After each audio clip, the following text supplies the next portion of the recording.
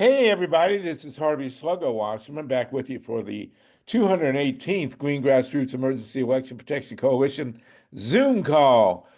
We are starting off with, I don't know, 37 people, and we're going to have an action-packed a couple hours as always. We want to start with a poem from our laureate, Mimi Gurman, who's in Rattlesnake Country. Then TATANKA BRICCA is going to talk to us about CESAR Chavez. It's CESAR's birthday today, and we want to honor his great being and great contributions to the human race. We're then going to go visit Ukraine. We haven't heard much about Ukraine for a little while, and Howie HAWKINS, the great Green, is with us with DENYS Bondar to talk about what's happening in Ukraine. We're going to do that for 20 minutes or so. And then we're going to jump into Wisconsin and to the realities of organizing. We have some great organizers with us, and we're going to deal with that.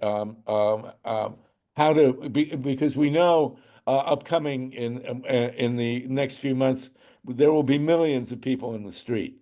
And we don't want these demonstrations to be photo ops. We want them to be organizing opportunities, and we think we have some contributions to make as to how to better do that with Howie HAWKINS and with Ginny, and hopefully Lee Felsenstein will be with us as well to deal with some of those realities.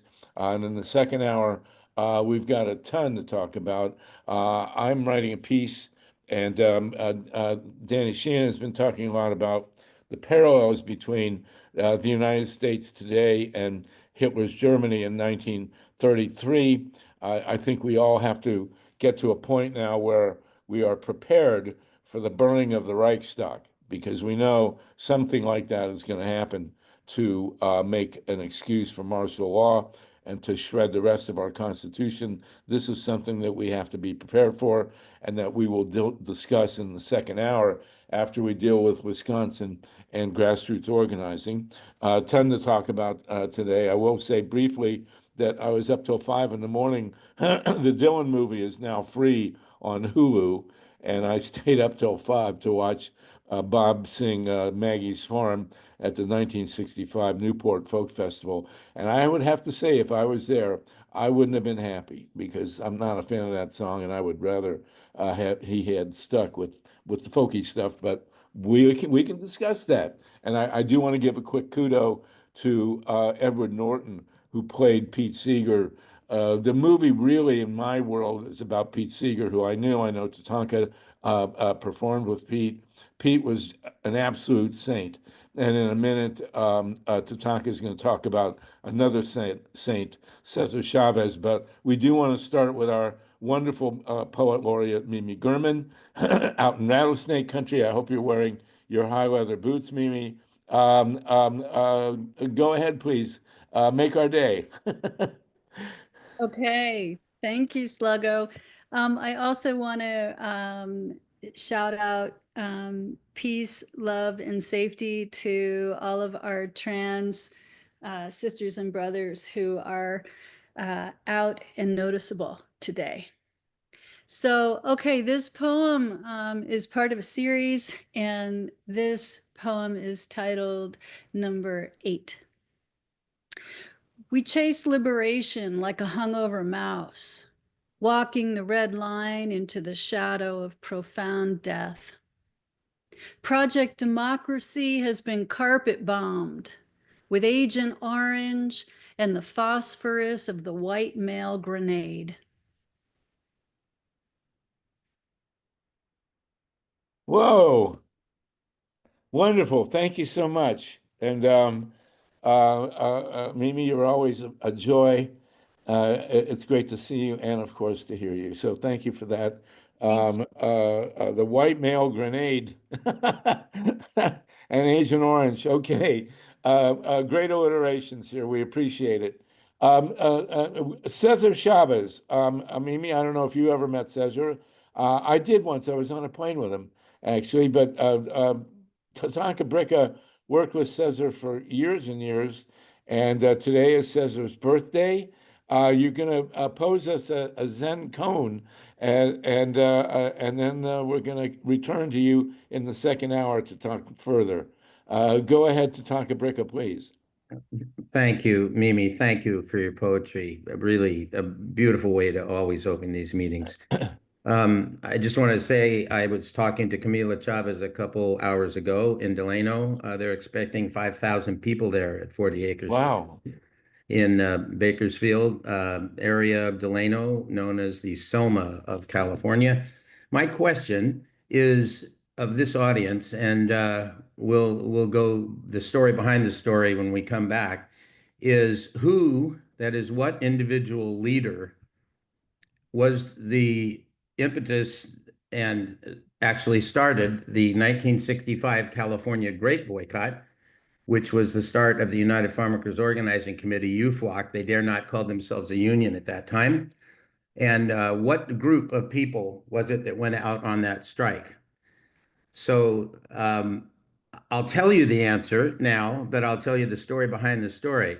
The answer was, it was not a Spanish-speaking Chicano, it was laureate Leong, and it were the Filipino workers that went out on strike. And the story behind the story is a real story of leadership of Cesar Chavez. So that will be in the second hour.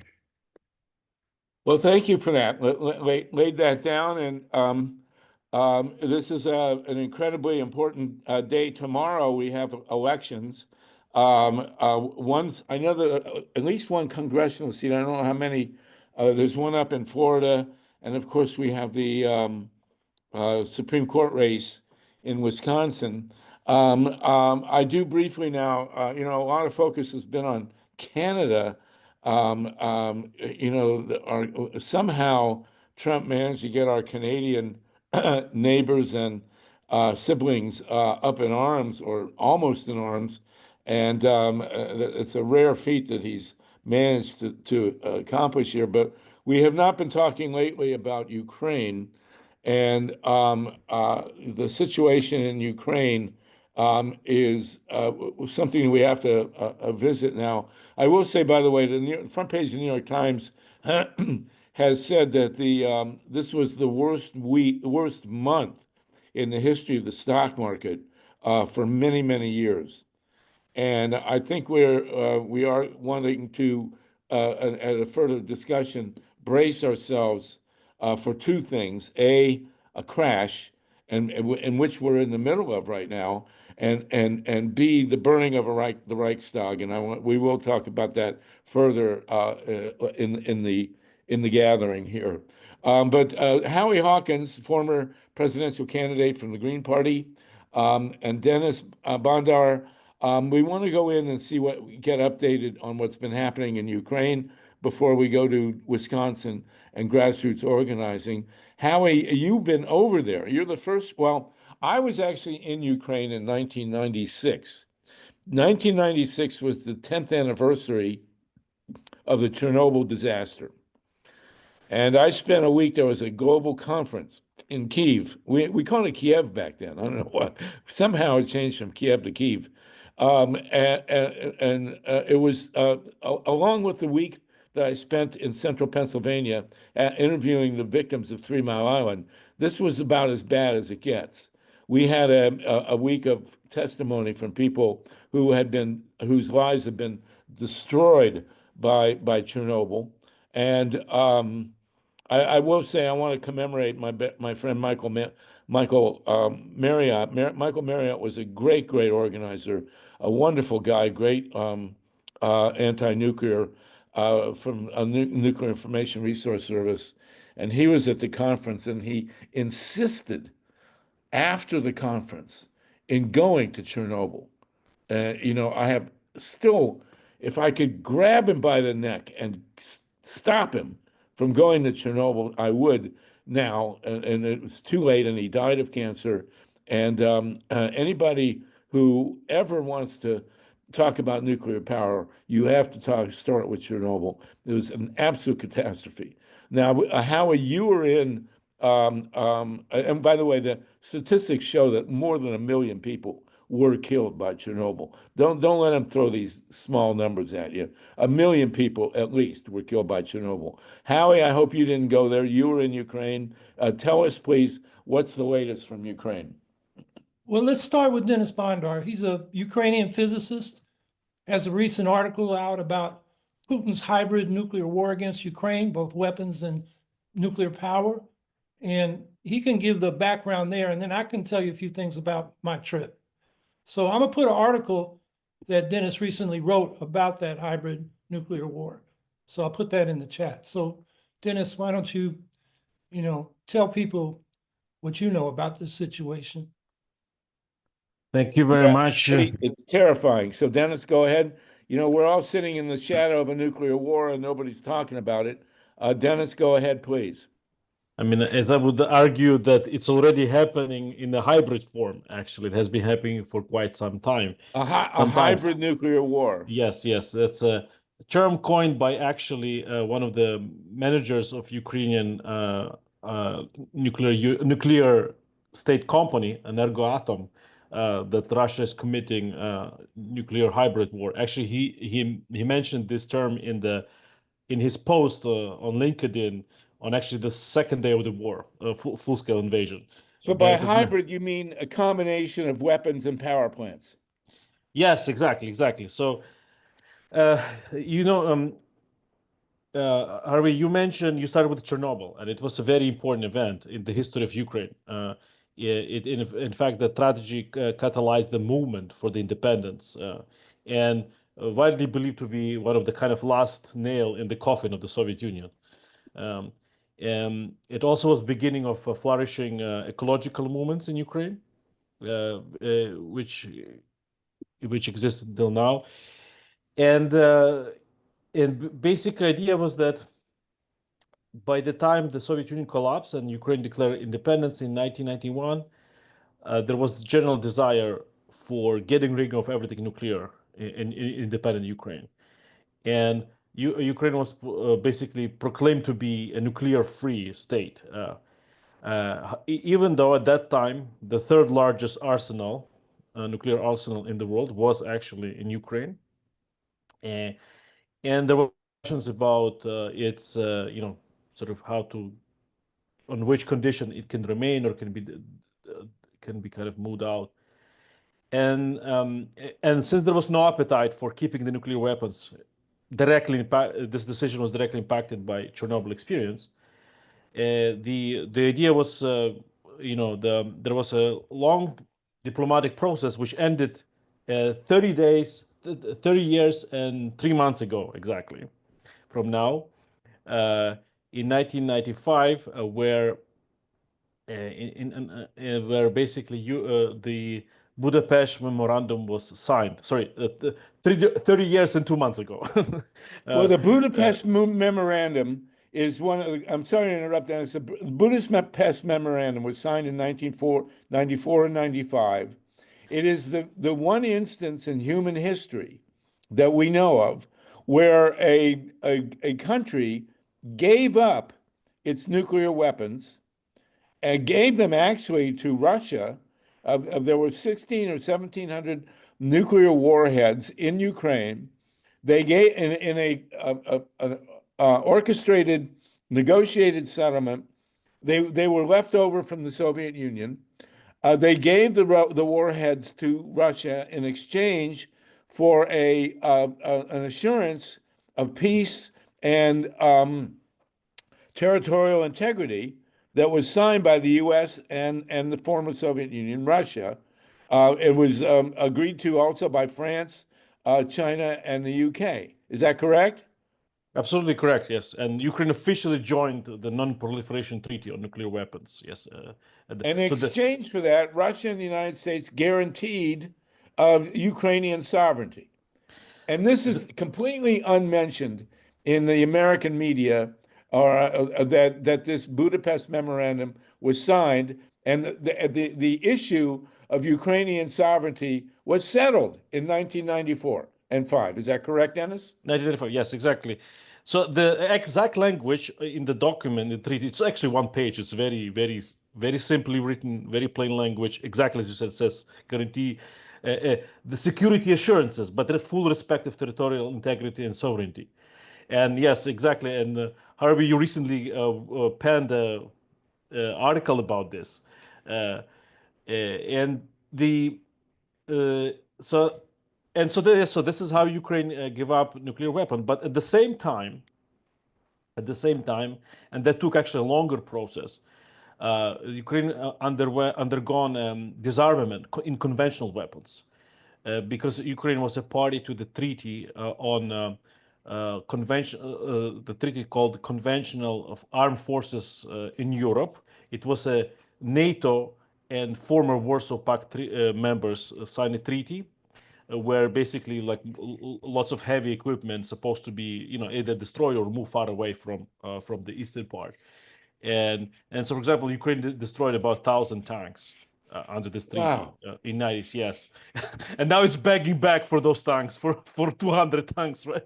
Yeah, it's enormous, like enormous amount of non-nuclear weapons were destroyed, like long, medium-range rockets, etc., etc. So it was a it's a very important thing. A historical fun remark that Russia exited this treaty, the Treaty on Conventional Armed Forces in Europe, in 2008, 2 months before it invaded Georgia. So this is an interesting comment one has to be aware of. So, well, this is a very bad, and we all need to be conscious of this. This is a very bad precedent for disarmament, because here you have a country that disarmed willingly both nuclear and non-nuclear weapons, and I didn't know about the non-nuclear part, and then turn around and got invaded. Yes, unfortunately, that's what took place, and you're right that there's very few politicians actually talk about this, the Budapest Memorandum, etc. And in a private conversation, they say, "Oh, look, it's assurances, so we don't need to worry about that." Interestingly enough, moving forward to 2022, when Zelensky spoke on the eve of invasion, right, where most of us did not believe this was going to happen, he spoke at the Munich Security Conference, and he actually said that, look, Ukraine has under the Budapest Memorandum, there was this clause which says that if Ukraine feels, if there's a need, Ukraine have a right to call on a consultation meeting of all the signatory members. And so since Ukraine is in war with Russia since 2014, right, when Crimea got annexed, basically the Ukrainian officials have 4 times sent the request for official consultation meeting under this Budapest Memorandum. And Zelensky actually 2022 on the eve of invasion sent the 5th official request. And no one responded, neither United States nor United Kingdom nor Russia. So it's no one acknowledged. Even they even did not held the consulting meetings, which is kind of tells you how these treaties and commitments were treated by again by the United States and Russia, right? Terrible.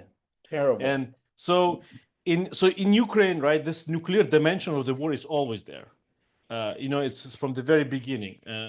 Basically, Budapest Memorandum is a curse word in Ukrainian language. It's used as a kind of absolutely like betrayal of highest degree, and it's very sad to see that currently we have a new generation of people, of course, influenced by this war, that sort of demand. There's a kind of grassroots demand for return of nuclear weapons, for like, let's build them again. And to be honest, I cannot tell you a number of times I have been kind of asked this question, in your opinion, like how much would it cost to make, this desire, really like grassroots desire for to sort of revenge for the of course nothing is really happening, but this tells you this change of the attitude in Ukraine. So how would you characterize now the hybrid war that involves both nuclear weapons and nuclear power plants? Because Dennis, can you tell us, and then we'll go to Howie. Yeah, so as you said, it's a combination. So it's a combination of things. So we have from the very first day of invasion, of full-scale invasion, Chernobyl site was occupied. And a great historian, Harvard historian, Serhiy Plokhy, actually has a recent book about the occupation of Chernobyl. And also he talks about the occupation of Zaporizhzhia nuclear power plant, the largest nuclear power plant in Europe. It has 6 reactors. It's still under occupation of Russia. And so the idea is that these sites were clearly, used as a blackmail, as a nuclear blackmail. And some of the Shahed drones, Russia's using Iranian-made drones, were actually flying in a very close vicinity of other nuclear plants in Ukraine, in the western Ukraine. We know recently Shahed drone hit the sarcophagus of Chernobyl, right, the protective structure. So this has been used clearly as a blackmail, nuclear blackmail, and still being used, especially in the Zaporizhzhia nuclear power plant, since it's under occupation. And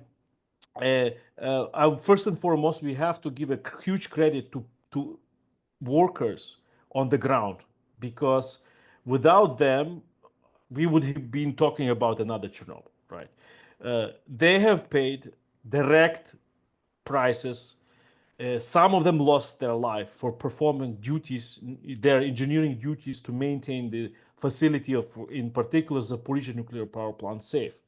So me and Howie are aware of 10 people, 10 nuclear engineers, who have been kidnapped by Russians. And Kidnapped? Kidnapped, that's right, because Ukrainian engineers are being kidnapped by the Russians? Yes. Because they either participated in a protest, pro-Ukrainian protest, or whatever Trump charges, but they disappear. In fact, these 10 engineers kidnapped, they're literally in order to hold hostage of other engineers who are currently on site who are servicing the Zaporizhzhia nuclear power plant.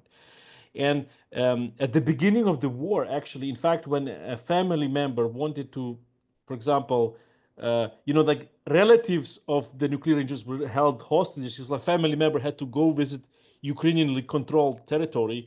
They would held.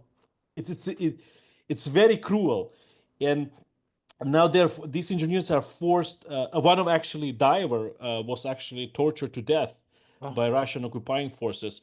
The diver at the nuclear power plant, his function was to check the cooling ponds, right, the cooling facilities, and to ensure. And the idea is that they wanted to ask him to plant explosive in the facility where the storage of the used nuclear material, used nuclear fuel. So, and he was killed. He actually was given the Order of Hero by Zelensky last year, posthumously, of course. And again, these are heroes. These people are heroes because nobody knows this is happening. This is just outrageous. Mostly it's unknown. Yes, mostly it's unknown, unfortunately. And we are trying to spread the word, but it's not.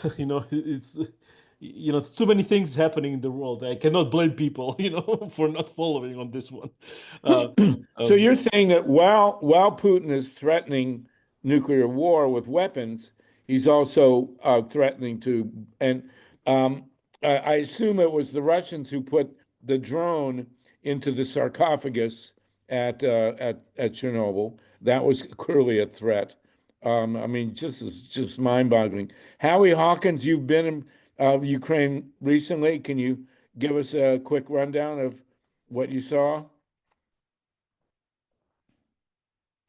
Howie? Are you muted?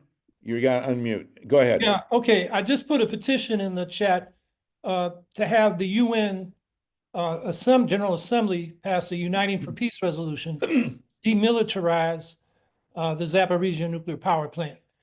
The International Atomic Energy Agency is compromised and not doing much. They're supposedly inspecting, but I've mentioned this last time Dennis and I were on the podcast or on this podcast, and since then we've got 26,000 signatures. So if you haven't signed it, please look at that. So yeah, I had the opportunity to meet with the president and international representative of the Atomic Workers Union in Ukraine, and they explained that 80% of 11,000 nuclear workers were able to escape to free Ukraine.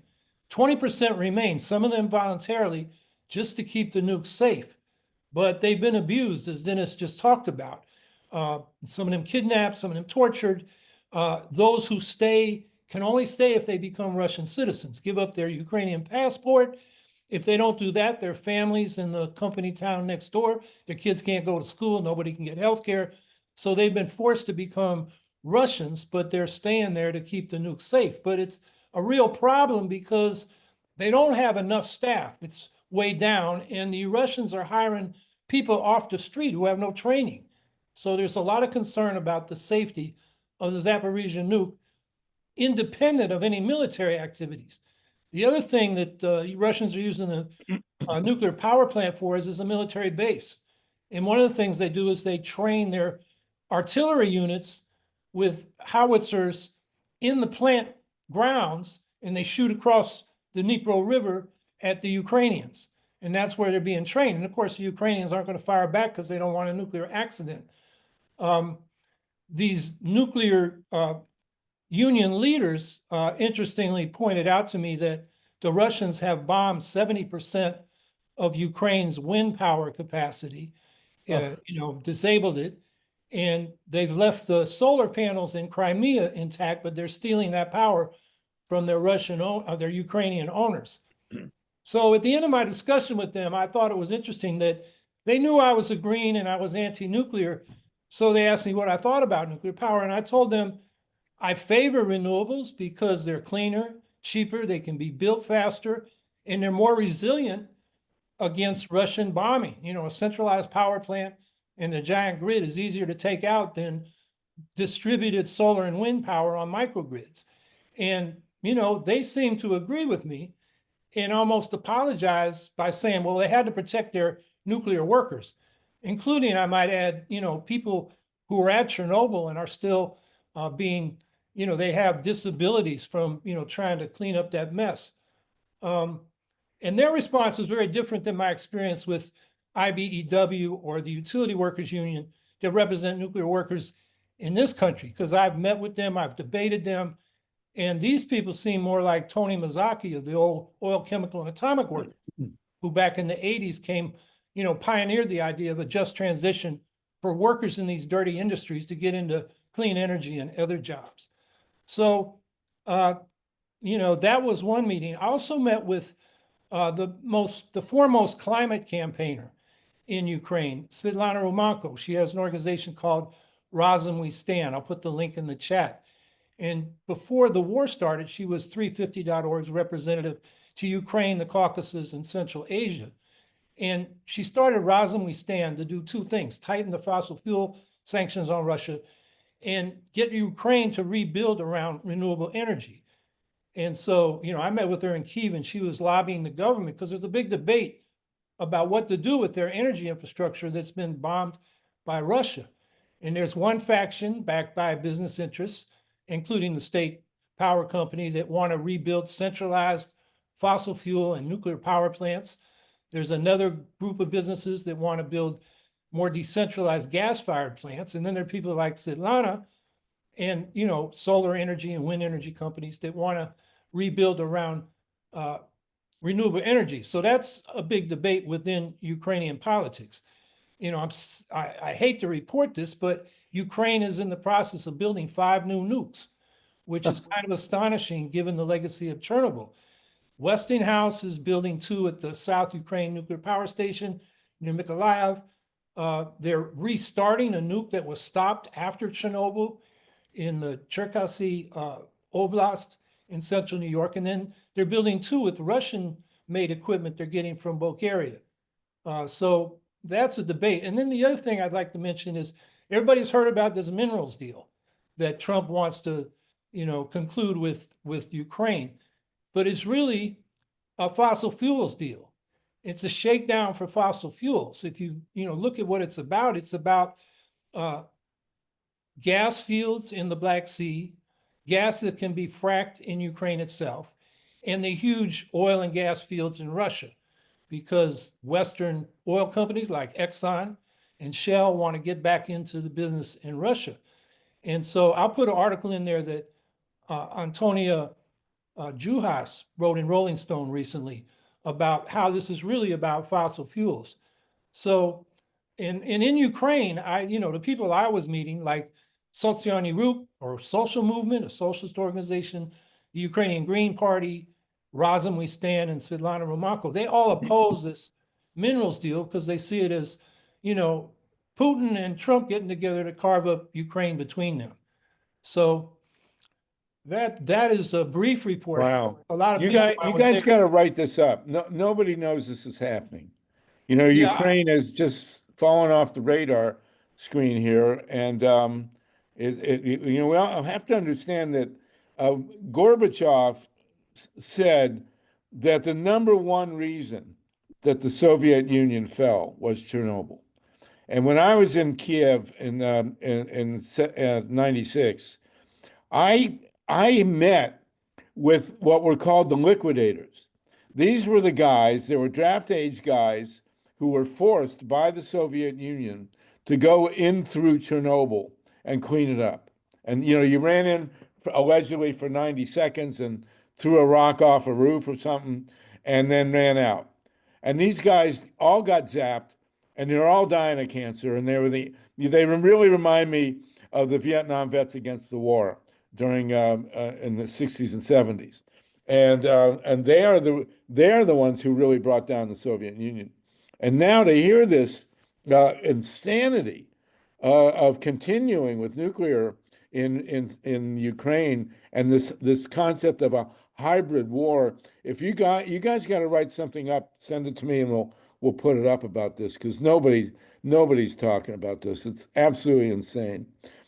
Well, And Harvey, it's a terrible reversal of a disarmament decision that was made in good faith. Howie?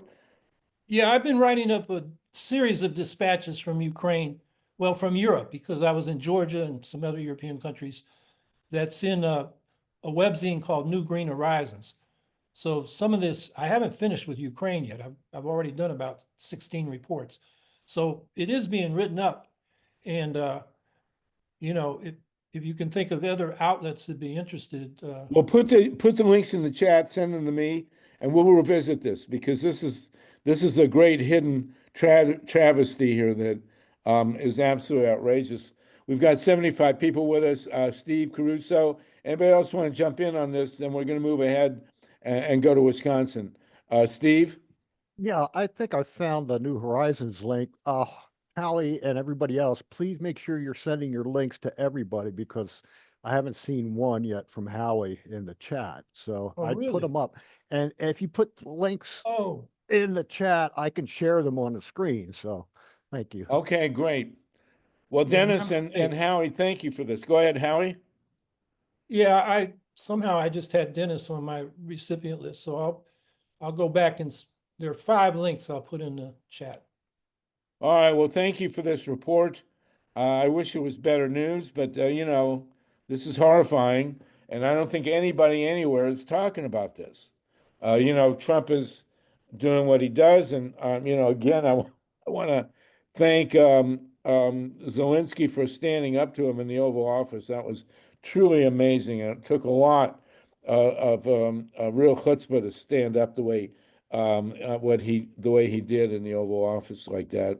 And the suffering in Ukraine is just unconscionable. And they were hit so bad by. I do recommend anybody. There is an HBO series, a 5-part HBO series called Chernobyl, which is about as horrifying as anything I've ever seen on TV. It goes about 8 hours.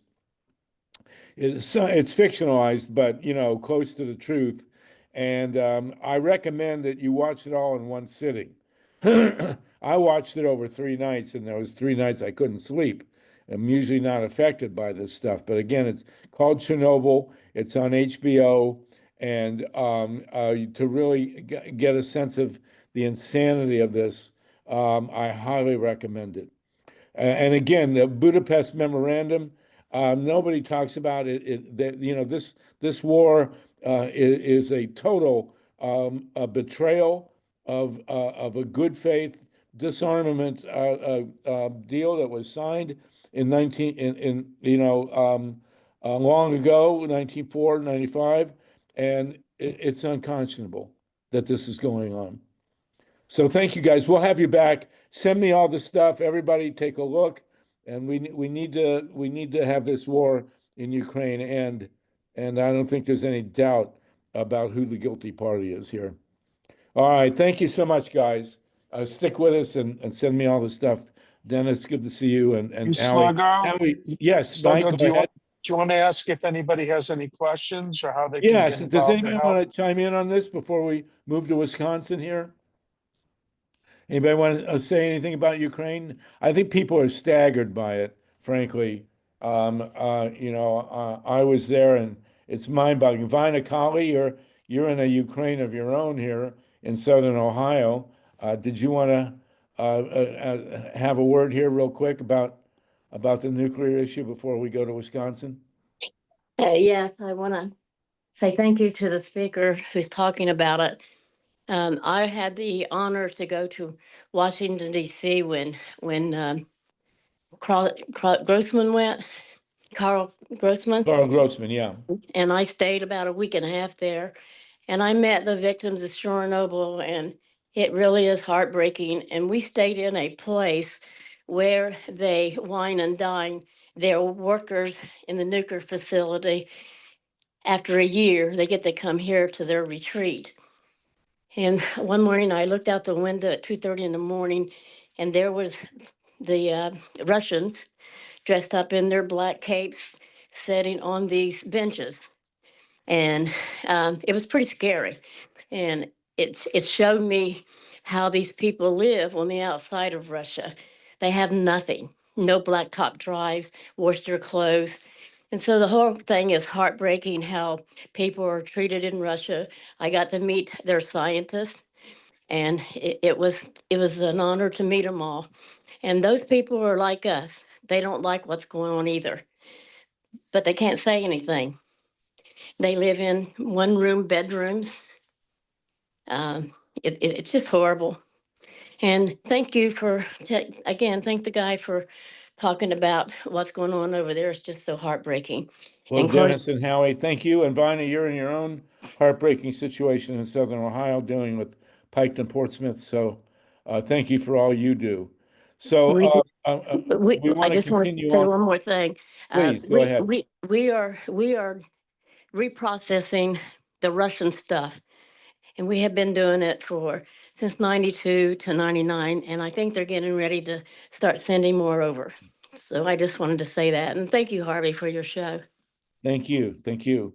Okay, let's move to Wisconsin now. I saw this morning a report.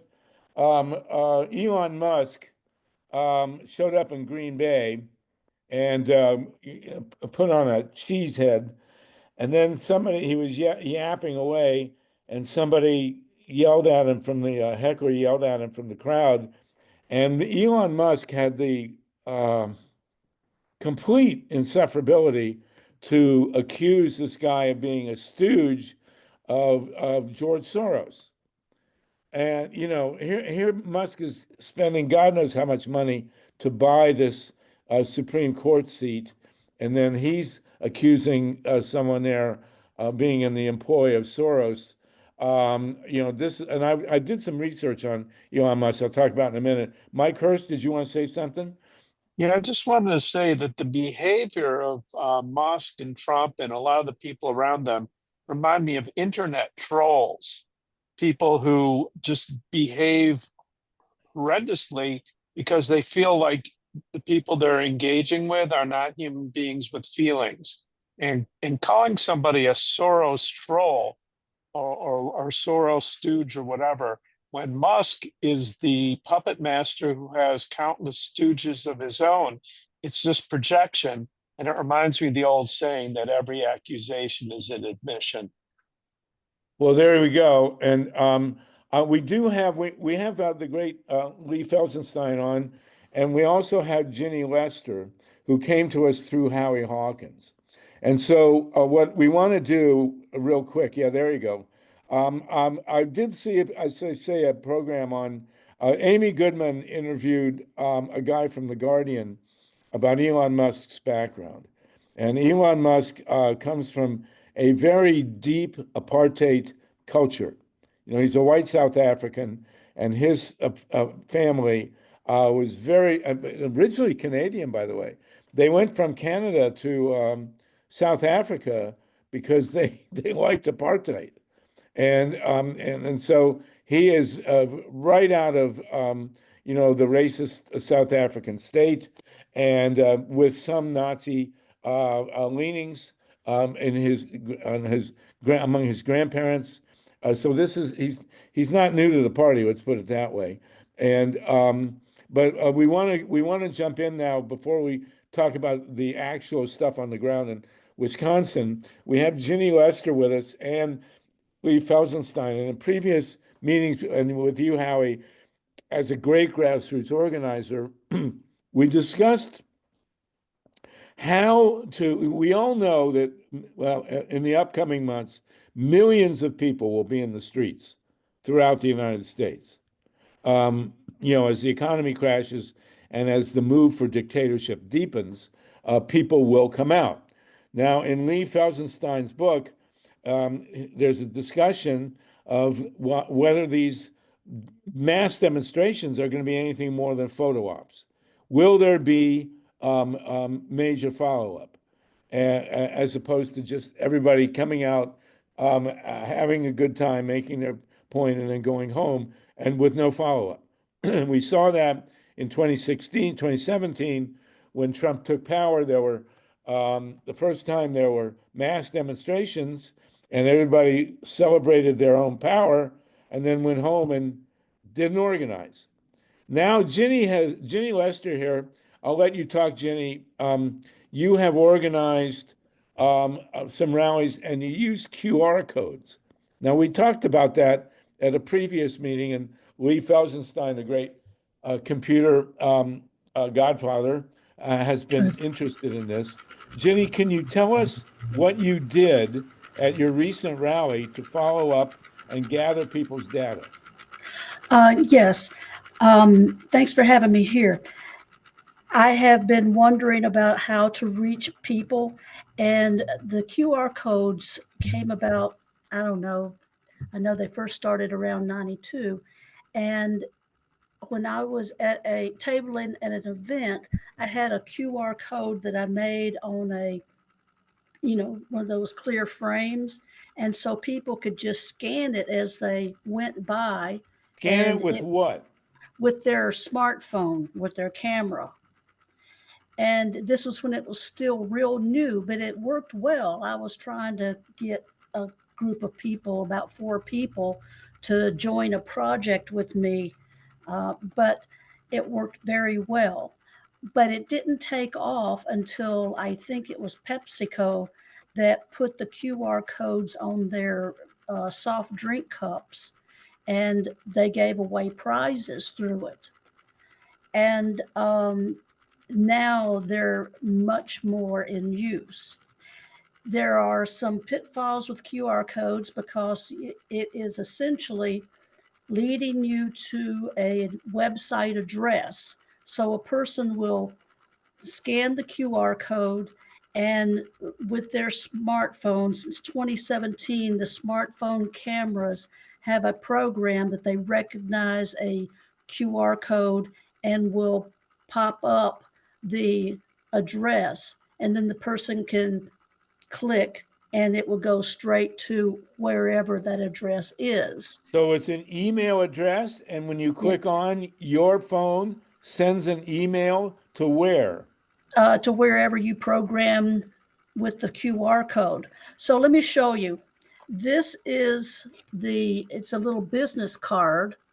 And if somebody wanted to scan that QR code with their smartphone, it will go to an email address.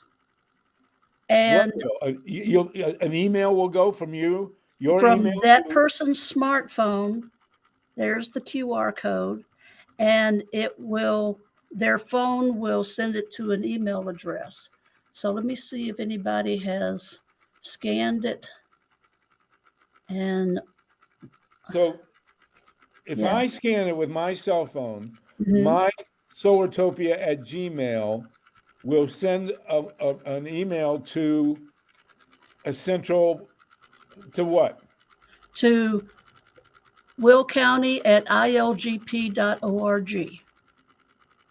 And then all it will say is that at Will County at ilgp.org, all it will say is that we got an email from your email. Right. Or So it can go to a I- website for your organization where people can sign up. that is another option. Yeah. So a person will scan that. I will get an email, and I can set, start, because it's about the one-on-one talking, and so I can start communicating with them. There's also a QR code generator, so you can program the QR code to go to a website, to go to a contact form. And Harvey, I sent you 3 QR codes by your email address. One was for the Ukraine Solidarity Network web. So, and the other was for the contact information off the web, and the other is for a statement that the Ukraine Solidarity Network came up with. This QR code generator is available by free open source, but I am not, let me put this in the chat. I am not versed enough to know if the code is, what's hidden in the code. So anybody who wants to go to GitHub with Studio La Cosa Nostra and look at that code. Does that go straight to the Corleone family or Who knows? It gives could. it gives you a link you can't refuse. Very good. Yeah. So, but like Howie, you can see Howie sitting there, and in his background, there's that H2O, right? And he could have a QR code right there.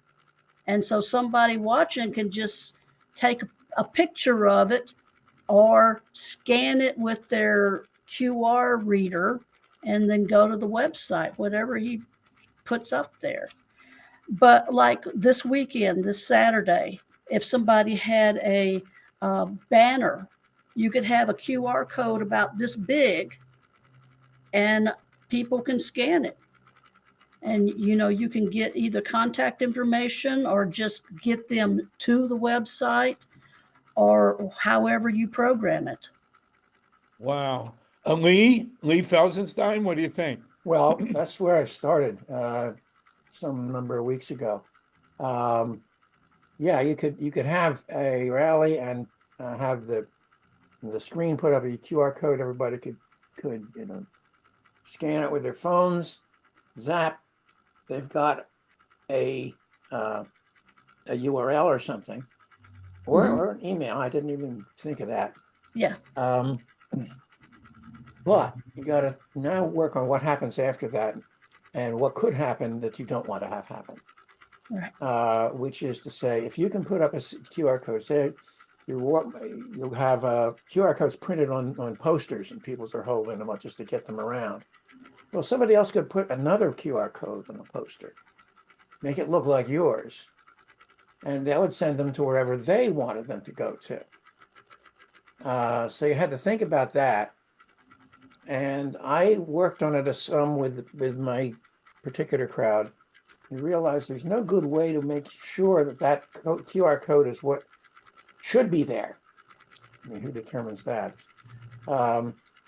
And so there's nothing on the QR code itself that says this is valid.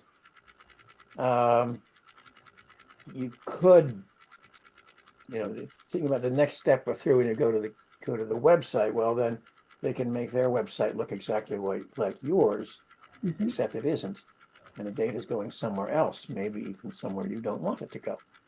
So that from there, I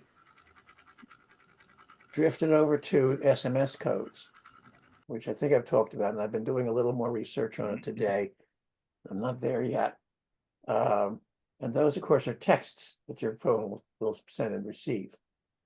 And you've probably seen them about text these 4 digits and, we'll get back to you with a URL or something, a prize or whatever. So there are services that perform that. The one that I found actually turned out not to be doing that. It doesn't matter. There's plenty that are.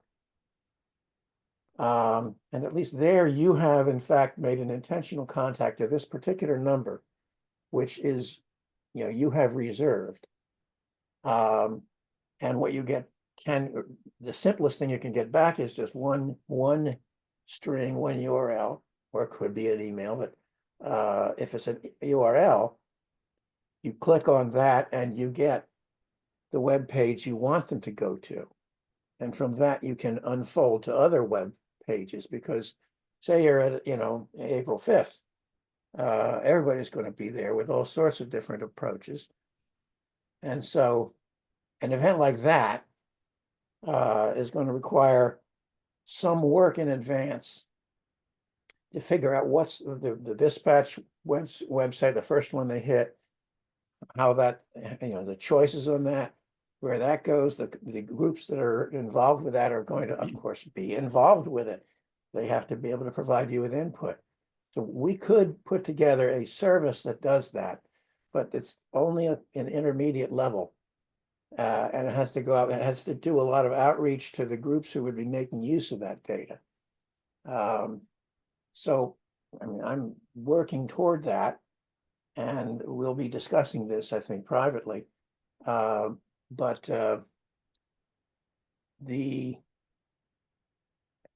I haven't come up with a really secure method to do it just with QR codes. QR codes are a good interim kind of solution until the opposition catches on. Then they're vulnerable. So that's all the only, Okay. that's my engineering thinking. Well, Yeah, this is Jenny, and then we'll go to Mimi and Steve. okay. I thought about that, and one of the things, if somebody, because with this generator program, it will show you the address, but of course that can be spoofed. So I said, well, you can take a picture of it, and then when you get home, you can make sure that this is a legitimate site through some URL HTTP status. It's a way to check codes, etc. Well, that's going to take some work to figure out. Right. So we're going to continue. We're going to have a sort of a committee to work through this quickly, because these rallies are coming up fast. If anybody wants to join in, I know Murtaza, you're in here. We want to continue this. So email me if you want to participate. We're having these discussions. We want to put out like a one sheet that clarifies protocol on how to do this, but we want to make sure that we don't have millions of people coming out for rallies now without doing the organizing to do the follow-up. Because if we had those million names organized in 2017, we might be in a different world. Howie, Hawkins, then Mimi, and then Steve. Howie, you're muted. Hold on. Now you disappeared. There you are. Yeah, Go ahead. this came up. Harvey and I were talking about, Bernie and AOC are having these mass rallies, and they get the names of people that RSVP, but most people that go don't RSVP. So we're not getting the names. And organizers, the first thing we got to do is take names so we can get back in touch with people. There's a lot of uprise and movements right now, but those ebb and flow and they're spontaneous. You can't call them up and you can't keep them going unless you have organization. And that's, where I think we need to be thinking about. Like on Saturday, there are going to be invisible rallies in hundreds of communities around the country. And most of the organizers are just regular, Jack and Joe and Jill saying, show up at this spot. There's no program, there are no speakers, there's nothing. People are just going to show up with whatever signs. That's where organizers should be taking names. And I don't think a QR code can substitute, completely replace the old clipboard. That's something we should still do. But as I think Ginny pointed out, yeah, sometimes you can't read, there's chicken scratch. Well, you got to ask them to write legibly and make sure they did. But I think alternative is, Ginny said, there's these, she had these business cards with the QR code. And, you know, if somebody don't want to take the time or they're distracted, give them the business card. And then if they scan it, you will get their name anyway. So I think that's one thing we need to be thinking about as these movements in reaction to Trump come up. There's going to be a lot of people, but a lot of it is spontaneous. It's not organized. And we don't want to be in a situation where when they ebb, we can't get back in touch with these people. So Right. we got to build grassroots organizations in this. Well, I've had experience with clipboards, and I got to tell you, it's a lot of work to take a clipboard with, say, 30 or 40 names on it and transcribe them into usable email contacts. And a lot of times, as you say, it's chicken scratch, and then it doesn't translate electronically. You know, if you miss a dot or something else on the email, it's worthless. And it really is very labor intensive. So maybe what we need to do is print up 10 million QR codes, you know, business cards with QR codes, and have people spread it around. Because this, we can't sustain this. We can't have rallies that are nothing but photo ops. That's got to change. We've got 73 people with us. Sandy, well, Mimi first, then Steve, then Sandy and Murtaza. Mimi, go ahead. So first of all, I think that from the perspective of somebody who's done a lot of organizing locally, the clipboard thing, Harvey, I think you're totally right. In this day and age, it's like reinventing the wheel. When people have phones and they have laptops and they have, you know, whatever that organizers could bring and others could bring who are part of the organizational, you know, group for any particular rally. And you have people directly, you open it up and say, if you want to put your email on here, cool, plug it in. And then they plug it in and it's good because they've just plugged it in and nobody has to redo it. It goes to your whatever, your page. I don't think that the QR idea is a bad idea, but I do think that we have the means right now. We have maps that are live with where different protests will be happening and rallies will be happening. And I do think that if there are people who want to volunteer or who are paid, who have some time to right now reach out on a national scale to these little communities to say, hey, I'm from Mike, in your case, you know, PDA or whatever. And we'd really like to make sure that you're getting names. Put this out there. We have the maps. We have every single rally that is going to be taking place in a couple days. The question is, how do you get the word out to them? And I do think that there are ways to do that, to really bless us. I mean, like in Oregon, we have rallies going on. I was blown away. I looked at the map. We have 3 different or more rallies going on in the reddest of places in Oregon. It's unbelievable.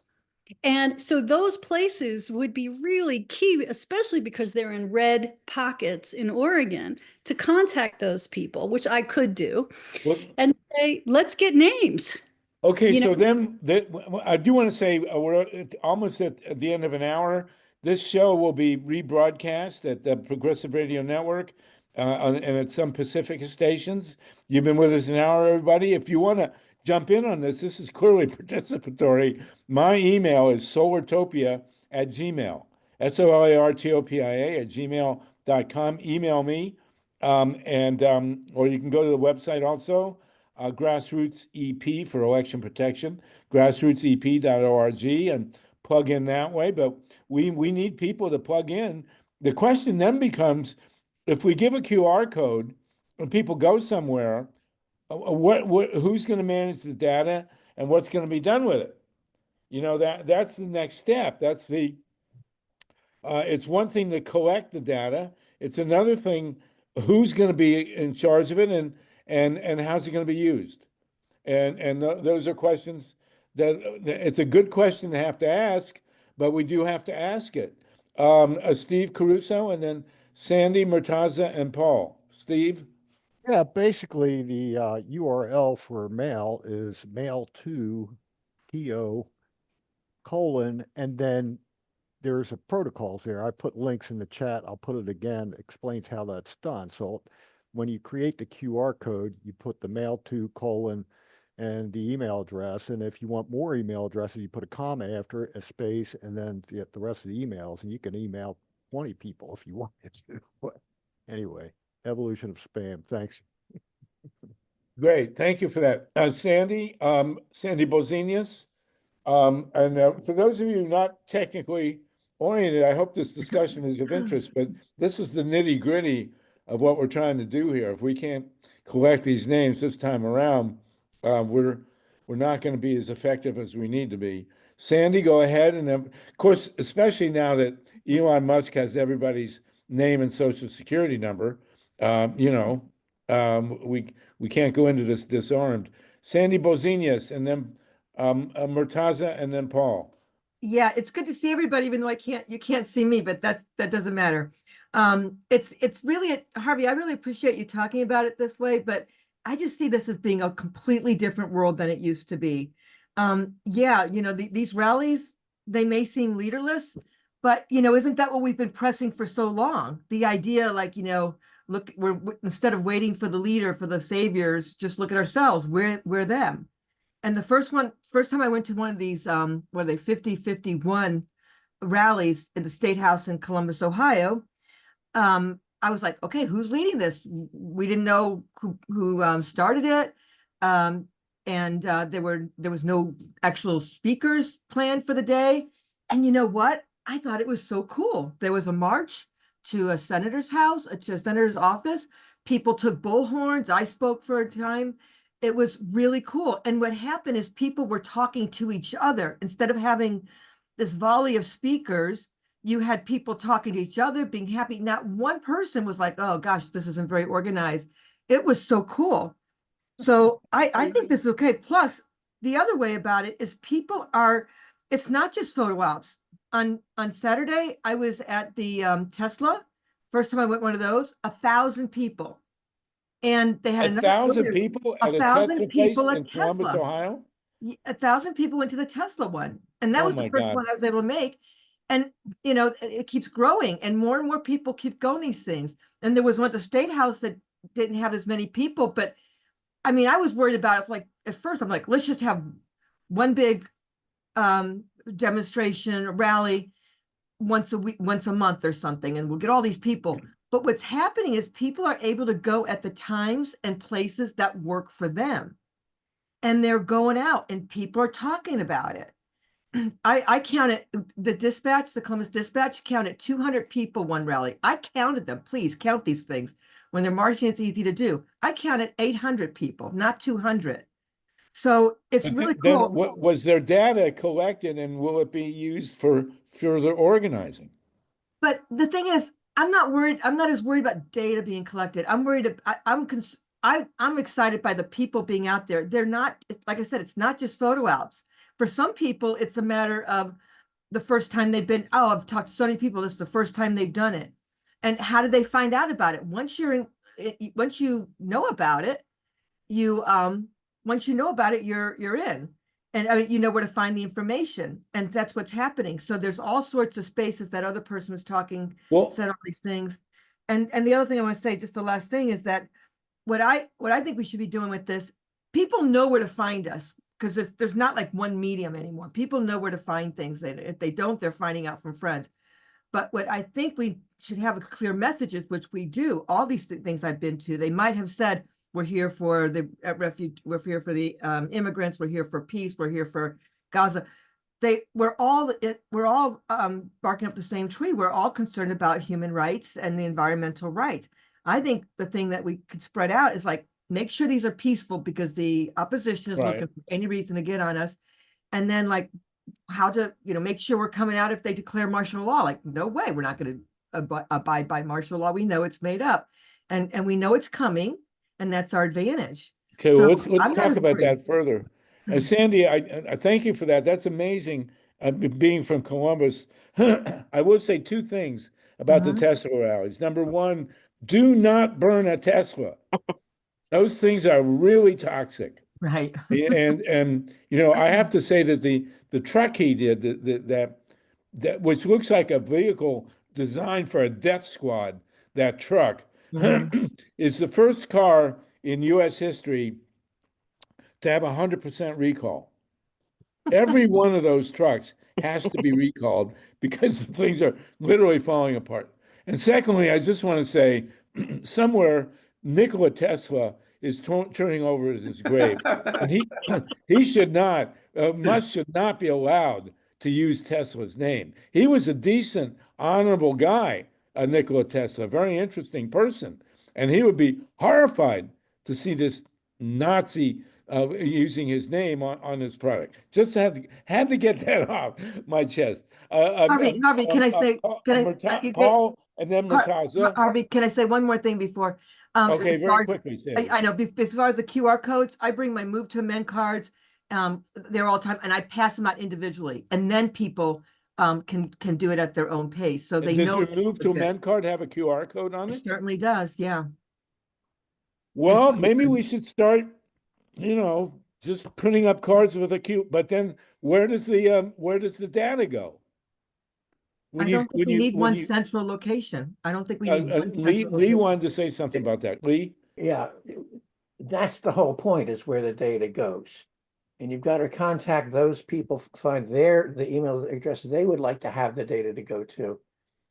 And what you can do is you can help by generating the QR codes in one point and sending out PDFs of those codes, so people can just print it up on cards or whatever, anything they want.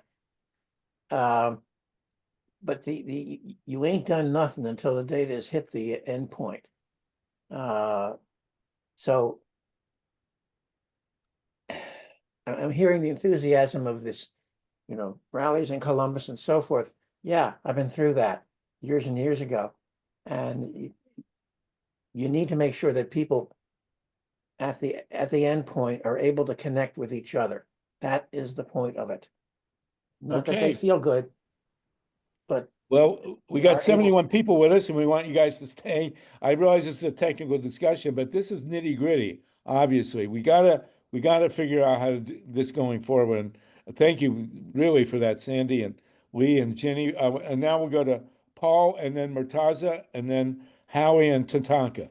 Go ahead, Paul. Yeah, I just want to say that I'm with Healthcare for Us, and we have a website, and we have flyers with a QR code on, and I go around with my iPad with the website on it, and I link to the internet using my iPhone called Hotspot, and the hotspot on my iPhone gives me the internet. So for my iPad.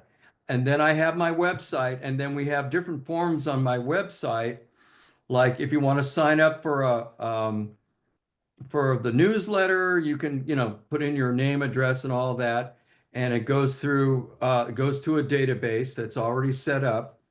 And then when we do our newsletters, everybody gets it. And, we could say, big, everybody's gathering on April 18th.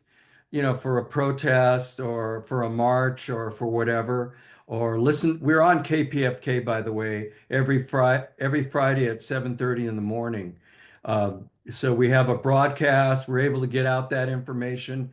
So there's Nation Builder, Act Blue. They all have these databases that are already set up. And when you have a website, we use, no-code websites, although it does require some cascading style sheets, which is an object-oriented, simple thing to, for certain effects. But, the websites, basically, you can build a form. It could be parsed out, everything you need without knowing how to, to write regular expressions, which is, using this code to, to get rid of the ASCII characters and all that stuff. But it's really, really cool. And that's the way to do it. There are already, organizations and servers that will handle your data, and you'll be able to, ActBlue, I think, is one of them. They gather a database of your information that you need. I forget which one we use, but it's what they call active server pages, but it's run. They use this programming language called PHP, and they use that, and with HTML, which is hypertext markup language. But basically, you're able to go out with a form. You're already linked up to the internet through your phone, and people fill out the form and they got your information. That simple. Now, if you had that on SolartopiA, you could do the same. You could get depending on your website and who's hosting you. Paul, can you send me a memo on this? Yeah. What you do, so we want something that we can circulate everywhere, so people will have some kind of uniform. So you could do a newsletter. Bottom line here on this organizing. You can This have is a an incredibly important discussion. Thank you, everybody. Right. You could have a database, and from that database, you can send out newsletters to people who signed up with their email. Well, obviously, we're going to wind up with multiple databases, Lee. I mean, this is, we're not going to get a single uniform database. Maybe that's a good thing, but we want databases. If it's more than one, as long as there are people on our side, that's the key. We got to make sure these are good actors. That specific database stores specifically for your organization only. And you don't have to worry about like multiple databases. It just stores the information, that email addresses or telephone numbers or addresses if you want to send a letter or whatever. But is it a commercial do you have to pay for it? What they do is if you have a donation, they make their money by taking a small percentage of the donations. That's how they do it. Who is they? They could be ActBlue. I forgot the name of our guy. We did have ActBlue, but we changed over, and I don't know who did it because I didn't. I originally programmed the website, and then we had Erica Ferriston didn't like it, so she had a professional come in, and we still used WordPress and Elementor, which are no-code stuff, and she's a graphic designer, and she put this whole thing together. And then we signed up for this company to handle our emails and everything. And I think it was ActBlue. I don't know what we're using now. Okay. Howie Hawkins, what's the name to use? We got what's it called? Jenny, what's the name of that? Nation Builder. Nation Builder.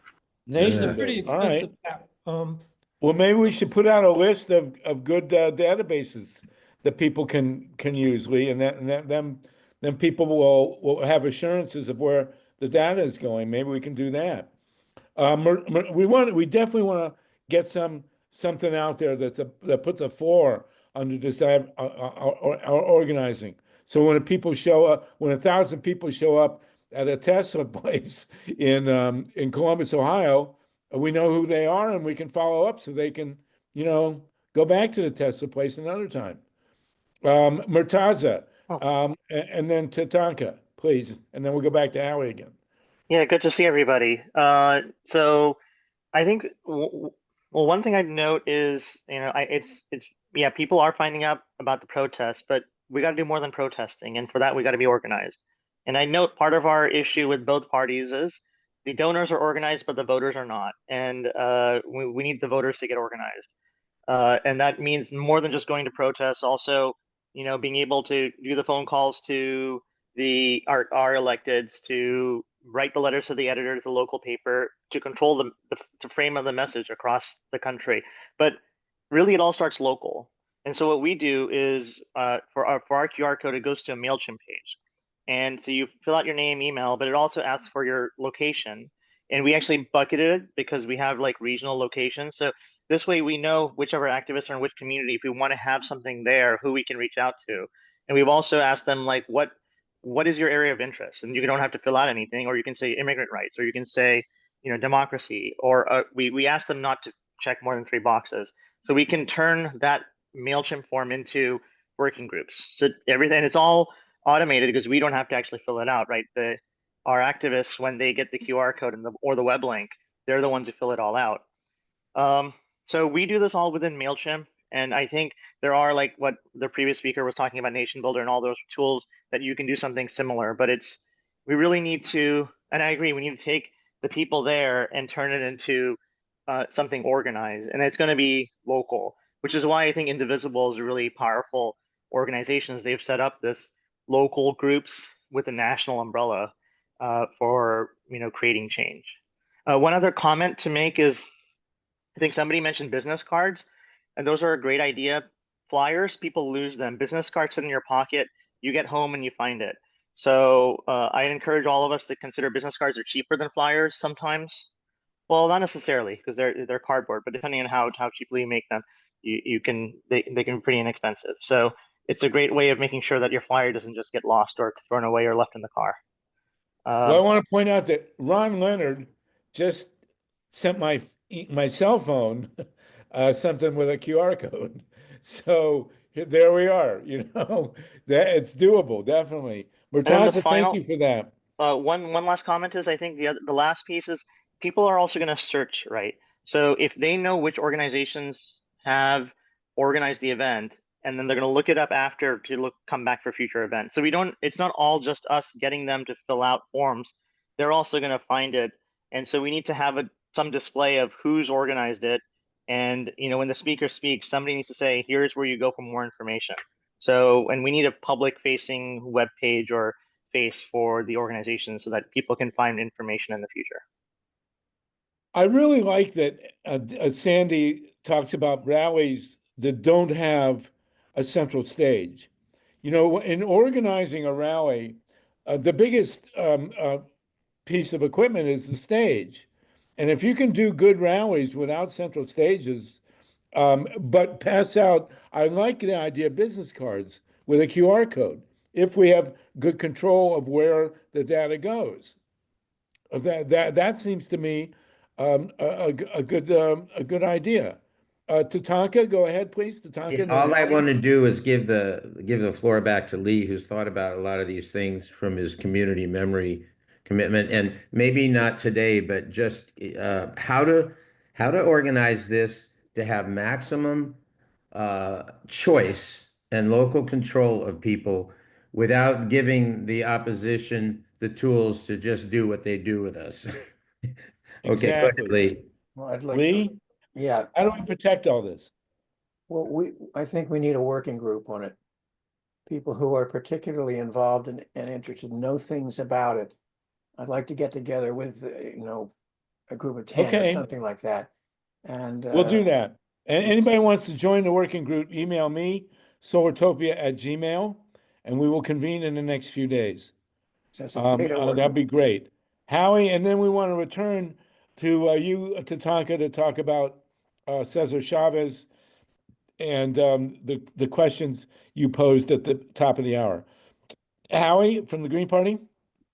Yeah, I just put in the chat a book that I think helps us think about how we deal with these movements.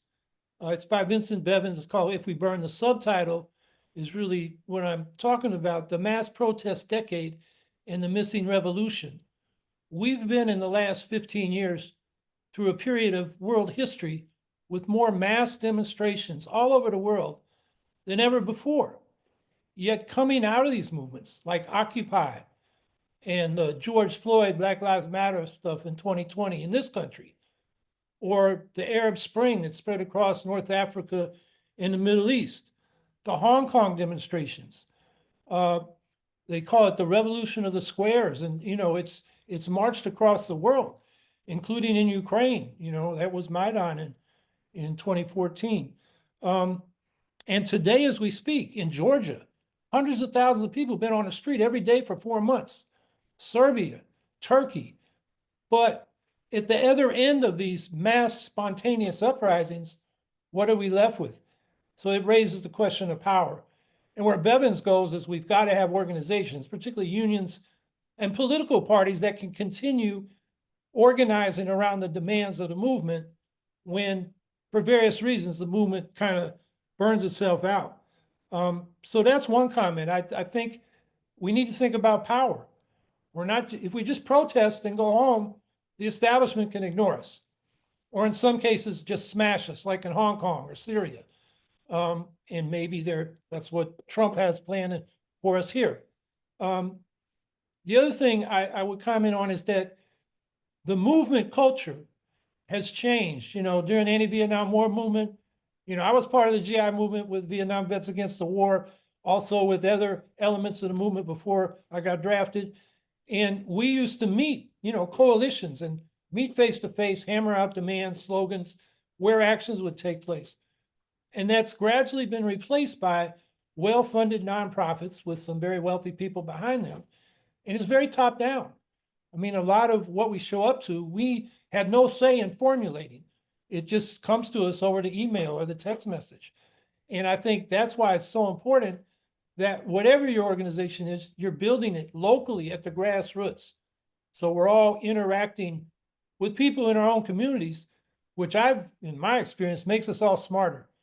You draft a leaflet, it's going to come out better if it circulates around the group and people make their comments, or you're coming out with a statement. And I think we're losing that because everybody's, plugged into their screens and not to the people right around them in their community. So I think these spontaneous demonstrations are good, even if they're not well organized. Even without a central stage, you can have, workshops organized and tabling and, a way to sort of organize education and interaction. But without organizations that are going to sustain themselves and aim at power, because we need power to change things. If we're just protesting, we're really just begging the Democrats to do something. And that hasn't been very effective. So anyway, look at that Bevins book. If it doesn't have the right answers, I think it raises the right questions. Okay. Very good. I do want to mention before we go to Tatanka here. Tatanka, are you there? There you are. Those of you in Los Angeles, Nancy Naparco mentioned a film we're showing over the weekend. It's called Far Out. It's a documentary, 50 years on hippie farms that led to the No Nukes movement. Email me directly. If you can't make it, I will send you the link. SolartopiA@gmail.com, but we are showing at the Lemley Theaters in LA Saturday, Sunday, Monday, and it'll be fun. We'll have panels afterwards. Encino, Glendale, and then a Monday in Santa Monica. So email me about that. Tatanka, you wanted to, well, let's get Mike Kirsch in for a word, and then we'll go to Tatanka, and you'll talk to us about CESAR Chavez. Mike, did you want to say something real quick? Yeah, I just wanted to thank Howie for mentioning that we can't sit around waiting for Democrats or any elected officials to do the hard work that we need to have done. That's not what they're for. They're there to basically be browbeaten into doing the right thing, or to be defeated if they won't let us browbeat them into doing the right thing. And Howie, thank you again for mentioning that we need to organize locally. Mimi had to go, but Mimi and I have been discussing ways of organizing super locally, block by block, getting people to put down their phones and devices and getting to know their neighbors through, block parties and stream cleanups and different things like that, forging community back to the way it should be. Because we've gotten so alienated from each other and so cut off from nature that we really need to go back to grassroots in terms of actually touching grass and roots and rebuilding our society from the bottom up. We've got a whole lot of rot in the American empire right now. We need to de-imperialize, we need to relocalize and start to rely on each other as neighbors and friends, and we've got a long way to go. Thank you for that, Mike. Okay, Tatanka, you're going to take us back now to Cesar Chavez? Yeah, thank you, Harvey. And I told Harvey it's going to take a few minutes to talk about the story behind the story. I asked, does anybody know the individual that started the 1965 grape strike and what group it was? A little background first. From 1962 to 1965, for 3 years, Cesar and Helen, his wife, Chavez, and Dolores Huerta went up and down the Central Valley, the San Joaquin Valley of California, meeting with individuals in the fields and then going to their homes, always using the house meeting you learned from Fred Ross Sr., and asking them the question, basically saying they were interested in starting a farm workers union. They wouldn't call it a union, they'd call it an association to begin with, because it was really dangerous to even have the idea of a union floating around in the valley because of the power of the growers. But they asked the question, what do you want if we go out and strike? What would make it worthwhile for you to take the risk of that? And the answer they got was, surprisingly, they wanted even less money than they thought, but the money wasn't the primary thing. They had two big fears. One was, and a background on this, the average age of farm workers in California in 1965, the average life expectancy was 49 years, which is exactly what it is today. Surprise?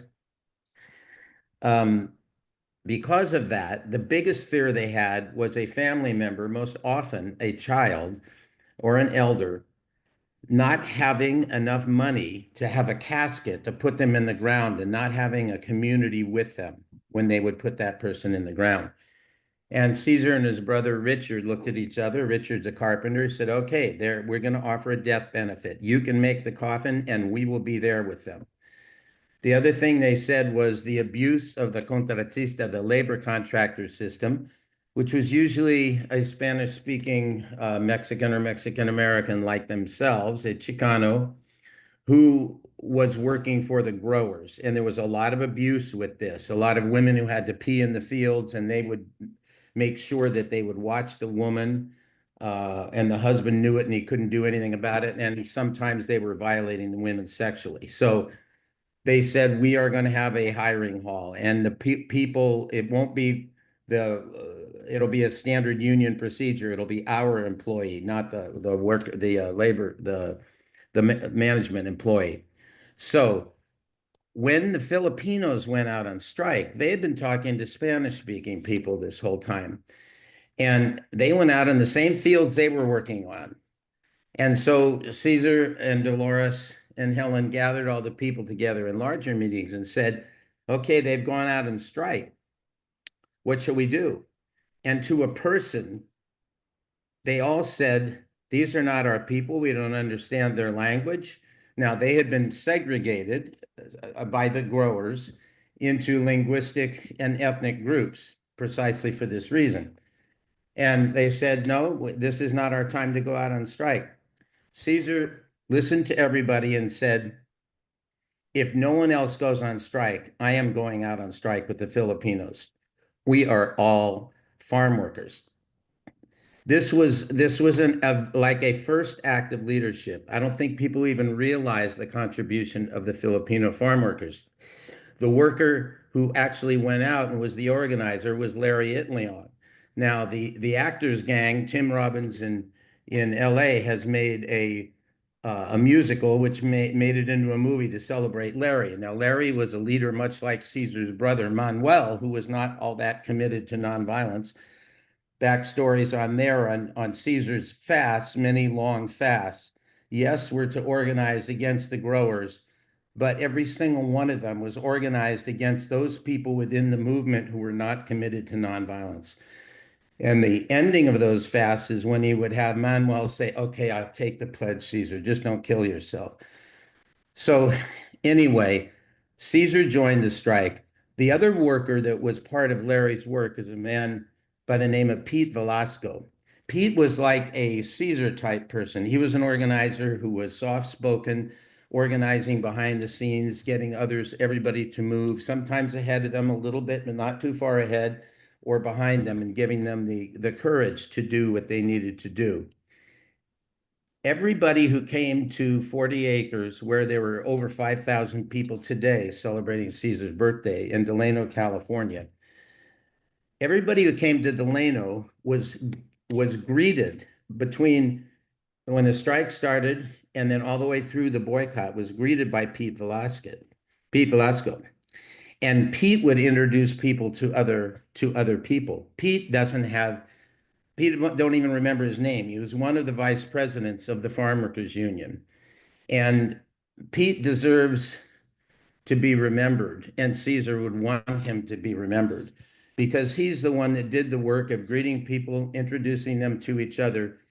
And when they built the Farmworkers Union, one of the things that they did was they created the Agabanyani village, because many people also don't understand that after the first farm workers, who were indigenous and Chinese from the railroads, there were the Japanese. After the Japanese were the Filipinos. All this was before the Mexicans.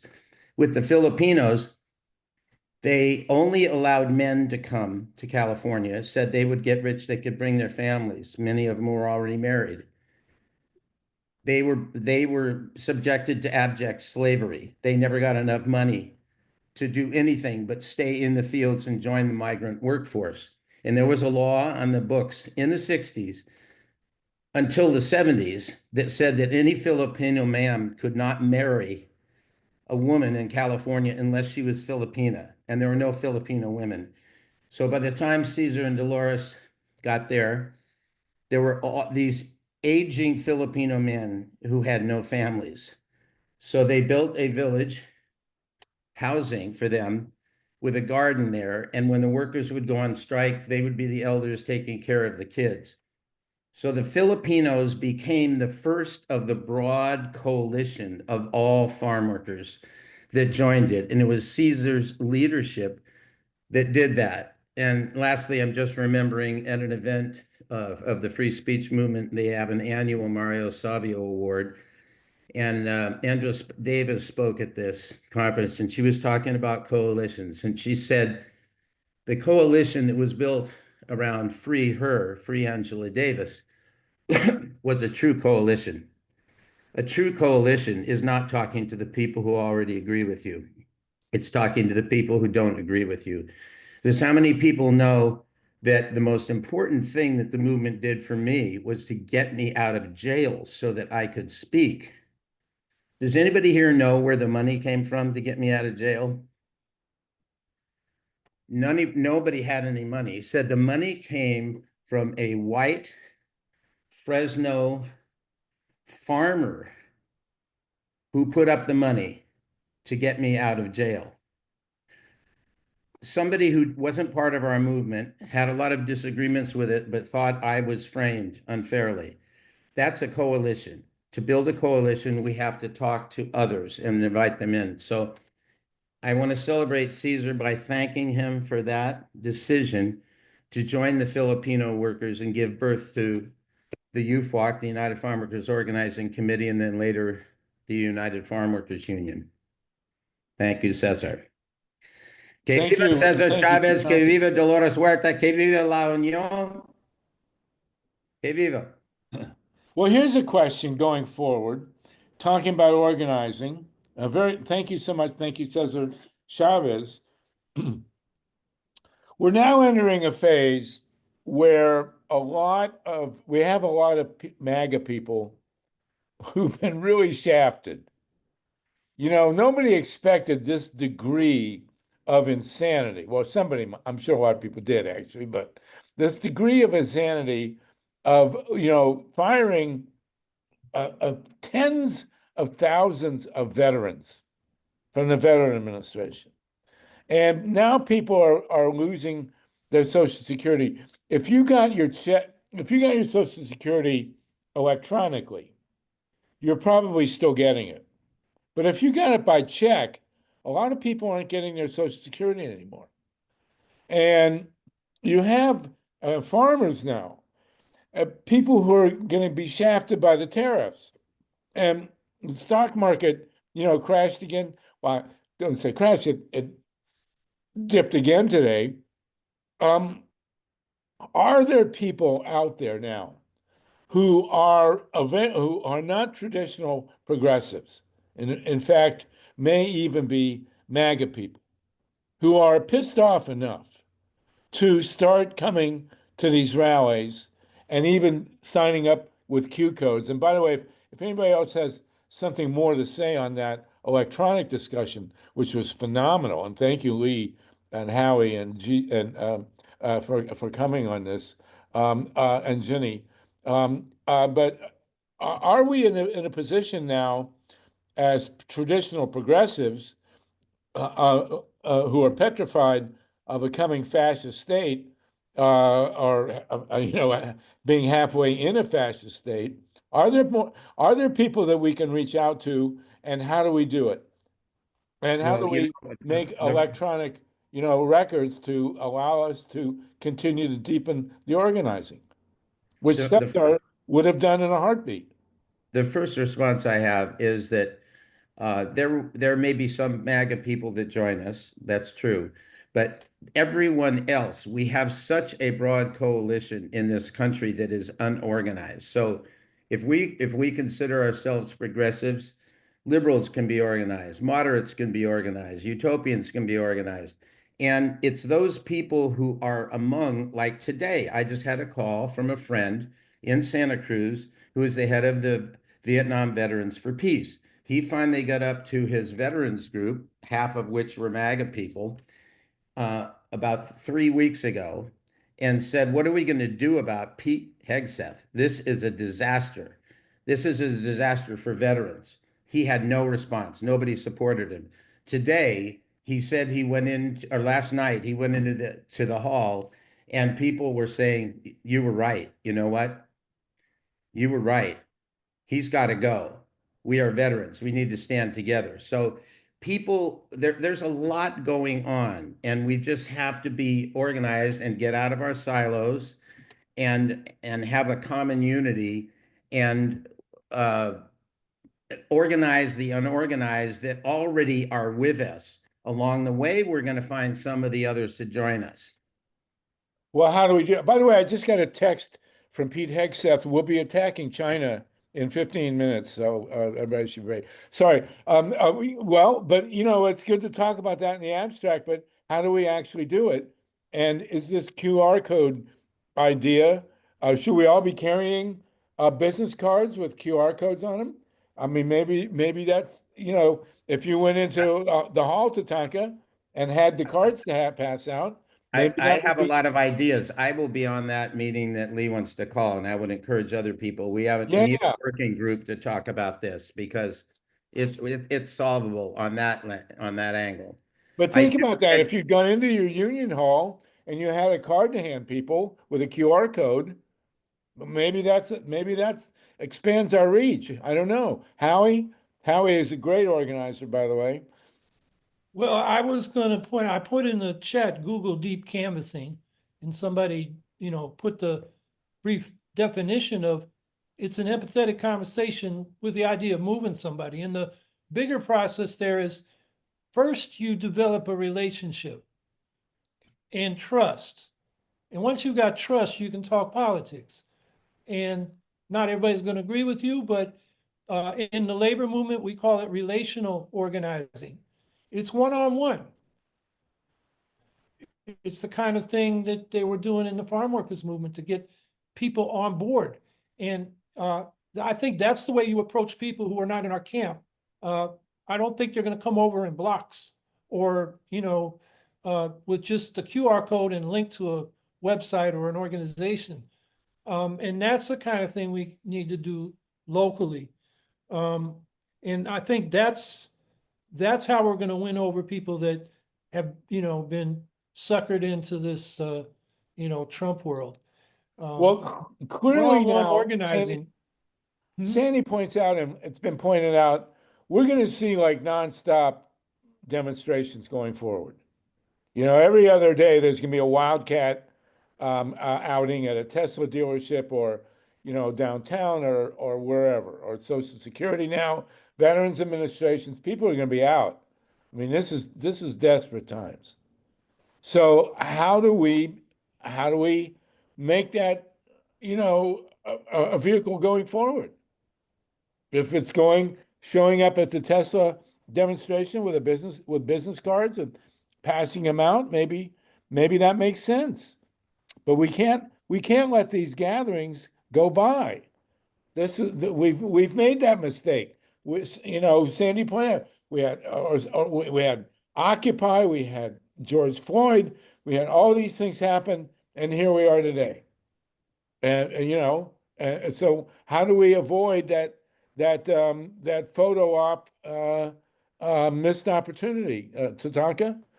Well, I just speaking from my personal experience, it was, and being organized by Dolores Huerta. The Dolores Huerta Foundation carries on the tradition of CESAR, and they work with the traditional house meetings. They build up to larger and larger groups to affect change, to get somebody on the local city council, get somebody on the water commission, et cetera. But they're always breaking back down into small groups, one-on-ones and the house meeting format, and then building up again. You have to stay in touch with people on an intimate, as Howie was saying, personal one-on-one basis. And you do that by constantly building up and then coming back down, constantly building up larger and larger and coming back down. And there's a way of doing this. We should probably have Camila Chavez, the executive director of Dolores Huerta Foundation, explain how they do it.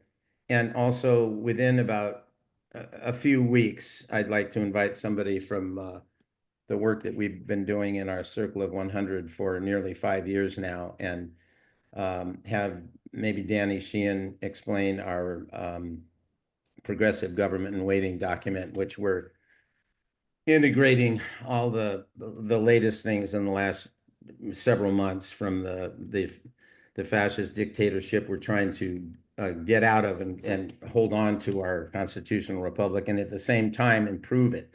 So that's the two things I have to offer. The organizing is, and the power of nonviolence, people just really don't understand. And so in Occupy, it was predictable what would happen. And both in Santa Cruz and Oakland, I said, you really need to basically take a stand for nonviolence here, because you're going to be infiltrated. Saw the same thing happen with Antifa. It was so easy to occupy and take over by the opposition. So if you're gonna choose to organize nonviolently, and remember, Martin Luther King said that those that make nonviolence impossible make violence inevitable. And so that's a reality. And also in the last part of his life, he said we were going to lose all our civil rights if we don't organize economic rights. So those two truths are also really important. Great, thank you. Howie? Yeah, just to add a little bit on the one-on-one organizing. Initially, you should go with the attitude of listening, not preaching. That's how you build a relationship. I found in my canvassing, as a political candidate for the Green Party in Syracuse, there are people that you just ask them what's going on, what are the problems, what do you want to see, and they pour it out. Nobody ever comes and talks to them, including a lot of the Trump people. They feel like nobody listens, and they kind of like Trump because he's kind of an outlaw. But that's the beginning of a conversation. And then you got to build on initially commonalities, things you do agree on. And then you can get to the more difficult conversations. Once you have a relationship and people know that you're an activist in the community that is going to be there. You're not just, fly by canvassing to get demobilized for an election. You're there for the long haul. But the main thing I want to say is we need to initially listen and not go out preaching as if people need a message. A lot of people just need to be heard. I want to double down on that. The first thing I learned from Dolores, and she does it over and over again, is that when she meets somebody, she'll just take time to find out about them. And the second thing is she's not afraid of asking anything for anyone. She asks for what she needs and for what the people need for her. And it's surprising what people will do if you ask, but only after you know who you're talking to and listen to what concerns them. Wow, what a great discussion. This has been really good. Does anyone else want to jump in on this sort of organizing thing? I do want to talk about briefly about Wisconsin, and then we need to discuss. I'm in the middle of a piece about the coming Reichstag fire, and we know for certain that the Trump people will concoct some kind of 9/11 event to give them an excuse for martial law and to finish destroying the Constitution. And we have to be prepared for that. I mean, September 11th was in September. I mean, W. Bush took power January 20th, 2001. And 9 months later, he was totally in the toilet. And suddenly 9/11 happens. So Trump has clearly got one foot very deep in the toilet already. And we can certainly expect an event. So Lynn Feinerman, and then we'll go through Wisconsin, and then we'll, if we don't mind, go to the Reichstag fire. Lynn, go ahead. Yes, very, very shortly, just to tag in TATANKA's presentation on CESAR and Dolores. We interviewed Dolores for Women Rising Radio, and her final thing that she wanted to say for sure was just tell everybody that I was the one who invented seasick waving. Right. Yeah, she talked to Barack Obama about that. So there you go. Okay, we have an election tomorrow in Wisconsin. I actually asked Andrea Miller if we could sign up to do phone calling, and she said that everybody's already trained. I get the sense that people in Wisconsin have probably been called 4 or 5 times already, and had their doors knocked on. We did see Elon Musk show up there last night, and he gets more and more abominable. We do have this Supreme Court seat, and with it comes at least two congressional seats, because the Supreme Court in Wisconsin will control whether the state is re-gerrymandered.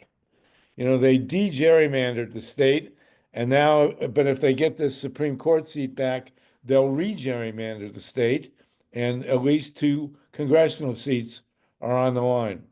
There's a congressional election tomorrow in Florida, a very red district, and but there are enough Republican seats up for grabs that if the Democrats won them all, the control of the House would change, and you'd have a new Speaker of the House. So all eyes are on this. Well, last time there was a Supreme Court race in Wisconsin, the progressive won very handily. But Musk has come in there and poured a ton of money, as we know, and totally blatant about it. Except, as I mentioned earlier today, last night there was a heckler, and he started going on about George Soros. And then you have, Tucker Carlson and all these other people yelling about billionaires buying elections, talking about George Soros, and completely ignoring Elon Musk. It's a very evil situation, and we have to look for it very closely. So that's something. I don't know. There's not much we can do right now about Wisconsin, except maybe support the progressive. It's a non-partisan election. They're not labeled Democrat or Republican, but this is a big one, as we well know. We also know, and I'm not prepared to discuss this in detail, we will next week, but Trump has signed an executive order on elections that are clearly designed to completely rig all elections going forward. And this is a very big deal. Greg Palast has been talking on Tom Hartman about the detail, and maybe we'll get Greg to come back. But this is the death knell of elections if he gets this through. And it's something we really have to pay attention to. So we'll talk about that next week. I do want to point also, by the way, in the New York Times today, Marine Le Pen, the extreme right-wing woman in France, has been convicted. Now, in France, they're very quaint in France. If you're convicted of a felony, you can't run for a federal office. Who would have thought that?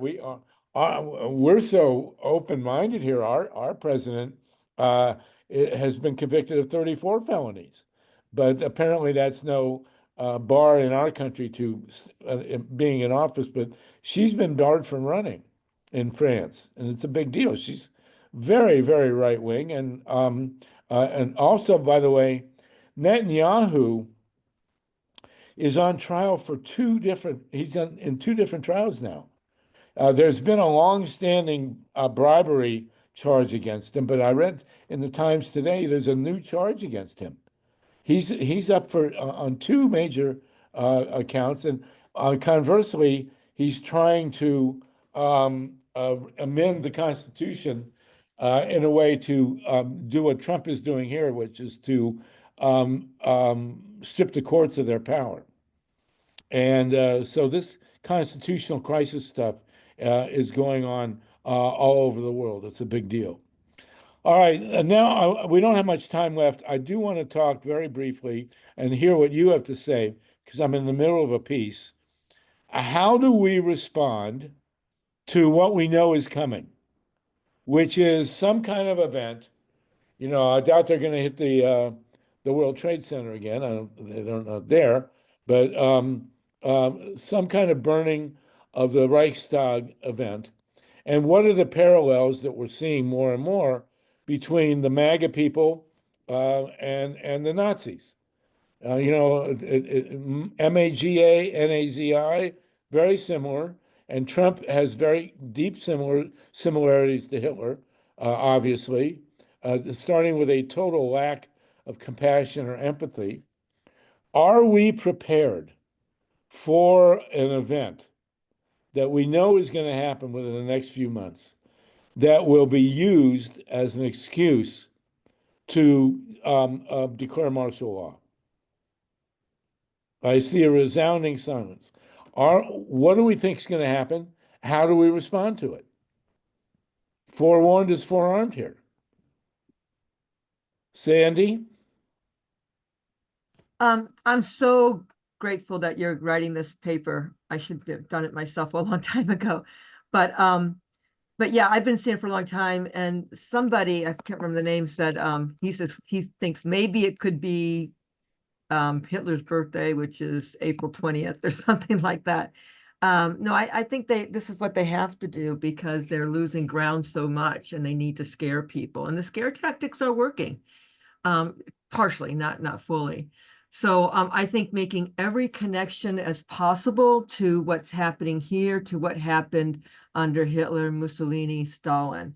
I always think it's funny, like Pravda is truth in Russian, and we have Truth Social with Trump.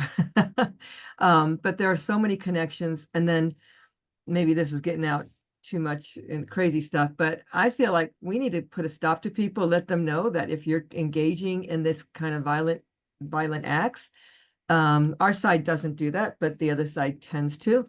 If you engage in it, connect it to what happened after World War II, after the Nazis were thrown out, prosecutions, the Nuremberg trials, so prosecutions, and start taking names like that.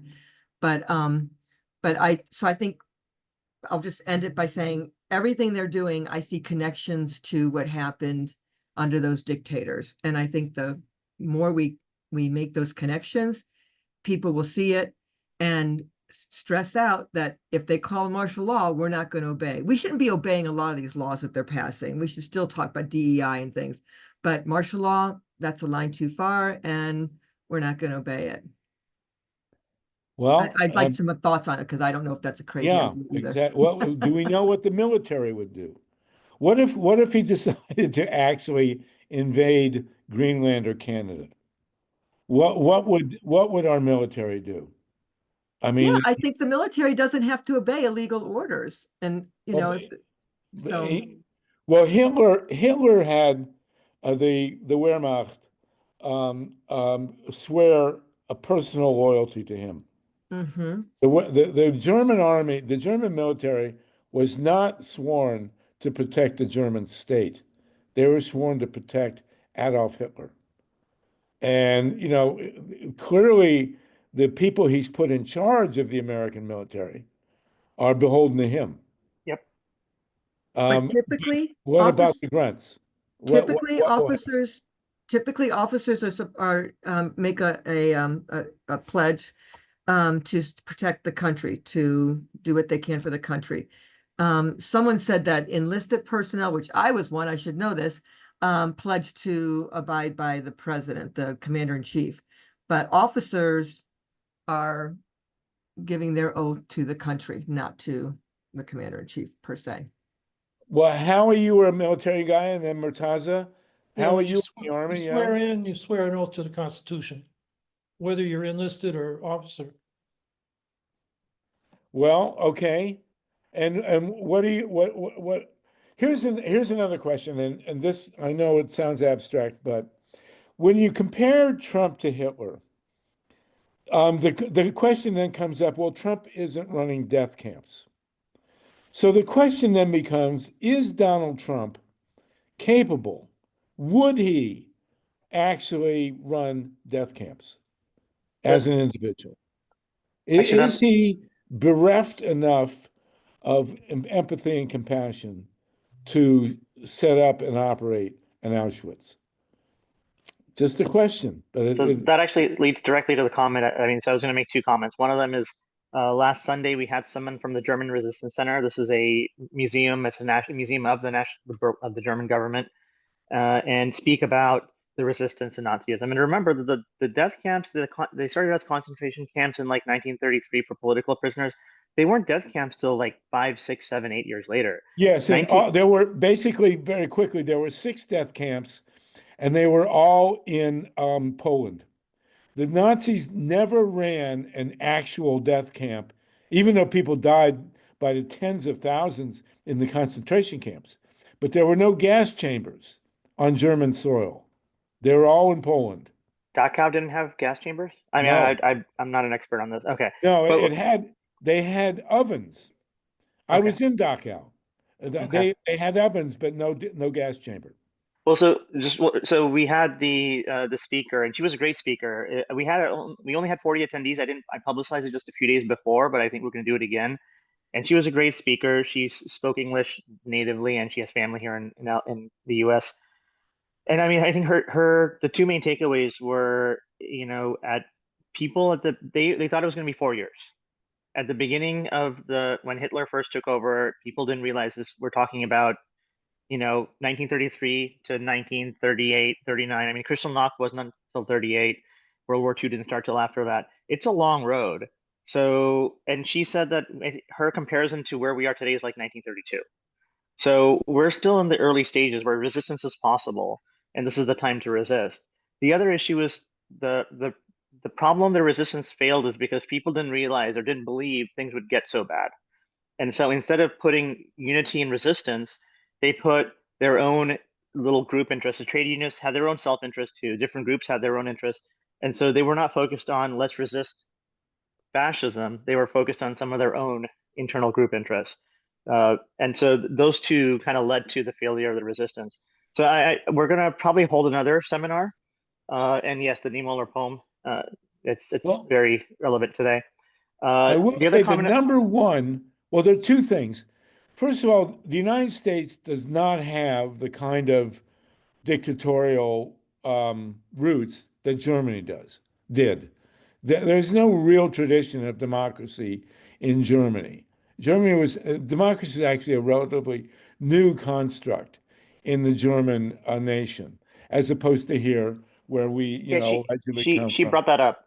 Yes. But I think when you look at what Trump is doing, it parallels in so many. I mean, basically, he's basically trying to overturn norms and approaches and laws that we normally use, and that's Hitler did too, right?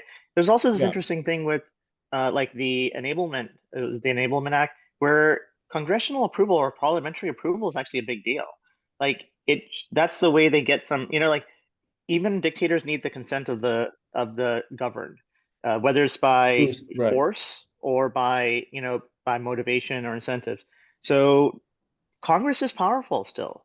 And unfortunately, I mean, that was why Schumer's failure was a big deal, because that's the time. I mean, we need to use whatever power we have. So that was one thing. The second comment was that the local networks that we can create from these protests by bringing people together at the local level, that's going to be our best tool to dealing with whatever happens after the Reichstag fire this time.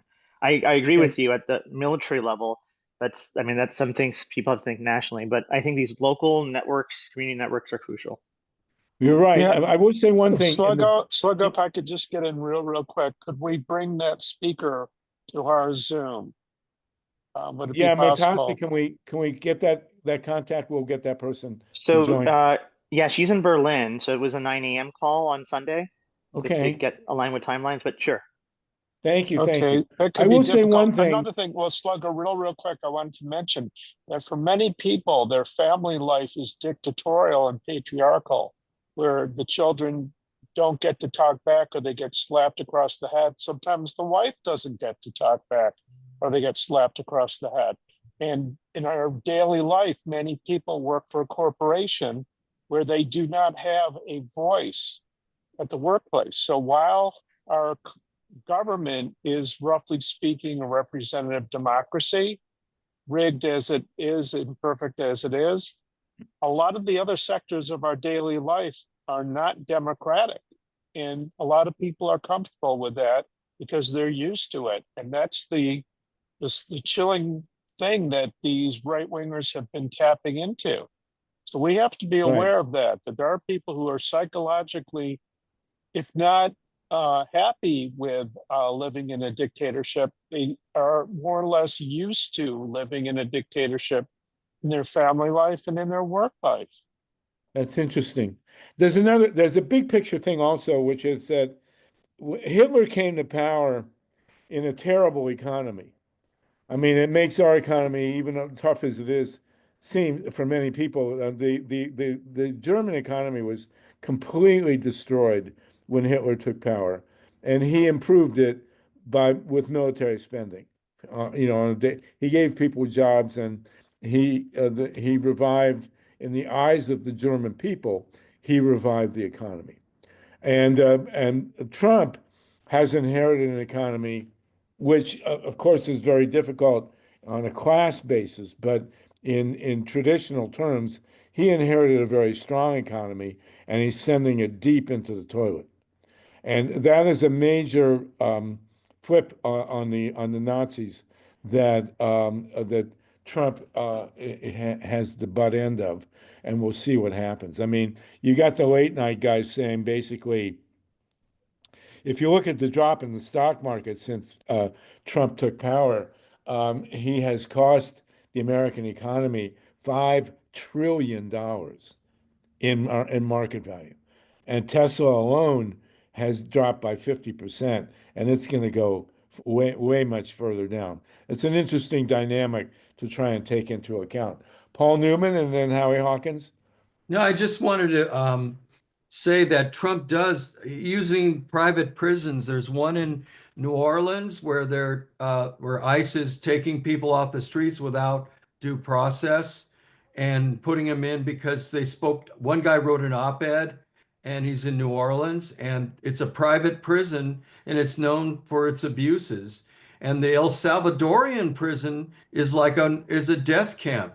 And let's face it, the Trump administration is a death cult, just like Nazi Germany. And they're doing it, and this is a wake-up call to all of us. We got to see he's willing to do this. The fact that he's willing to send people to an inhumane place who are innocent without due process. And when the judges ask him to take him back, he hasn't done anything yet. Take the guy who's in El Salvador. They're putting people, and they pay them. So, I mean, nowadays it's the paid death camps, and it's going to expand, and so this is how he thinks. And if he thinks this way, this is how Hitler thought too. And we got to get far more extreme against these guys. Okay. I land my plane. Nonviolent framework. And again, this is a nonpartisan discussion. We're not pushing the Democratic Party here, far from it. Howie, Hawkins, and then anybody else want to jump in? We're almost out of time. So raise your hand now or hold your peace, because we will go off at 4:20. Go ahead, Howie. Well, back to your original question about what will be Trump's Reichstag fire. I think he's going to blame the lunatic left of radical Democrats and Antifa and infiltrate our movements with provocateurs who will do violent acts, which will give him the excuse to crack down. And that's why nonviolence, as we talked about earlier, as you know, our method of struggle, I think is going to be very important. So we are not set up to be smashed. On the other question of what the military will do if they're ordered to invade Greenland or Panama or Canada, I think it might split. I mean, I talk with a lot of veterans. I'm in an American Legion post and I was in the Marines. I got a network there. And a lot of them, you know, talk about would they follow orders to take over Greenland? And they say, hell no. That's an illegal order. They have a right under the Uniform Code of Military Justice to refuse illegal orders. On the other hand, there's parts of the military that are very, you know, chauvinistic, U.S. imperialist, and they'll do it, and they like Trump. So the military might split. That's, I think, what might happen. So those are my thoughts on those questions. Well, I hope we don't have to find out, but my gut sense is that he's lost a lot of the country. He's certainly losing even a lot of the ruling class, the billionaires. And by the way, Bernie is still at it. I mean, I watched a half-hour speech Bernie gave to the Congress a couple days ago, and he's just impeccable. I mean, he really has it still, and the millionaires and billionaires, and you know, it's quite amazing. I think it's going to be interesting to see how AOC proceeds through this, but that's an interesting question. But these are things we're going to have to deal with right now. I will say one thing, and then we'll go to Tatanka. One thing that Trump has done has forced us to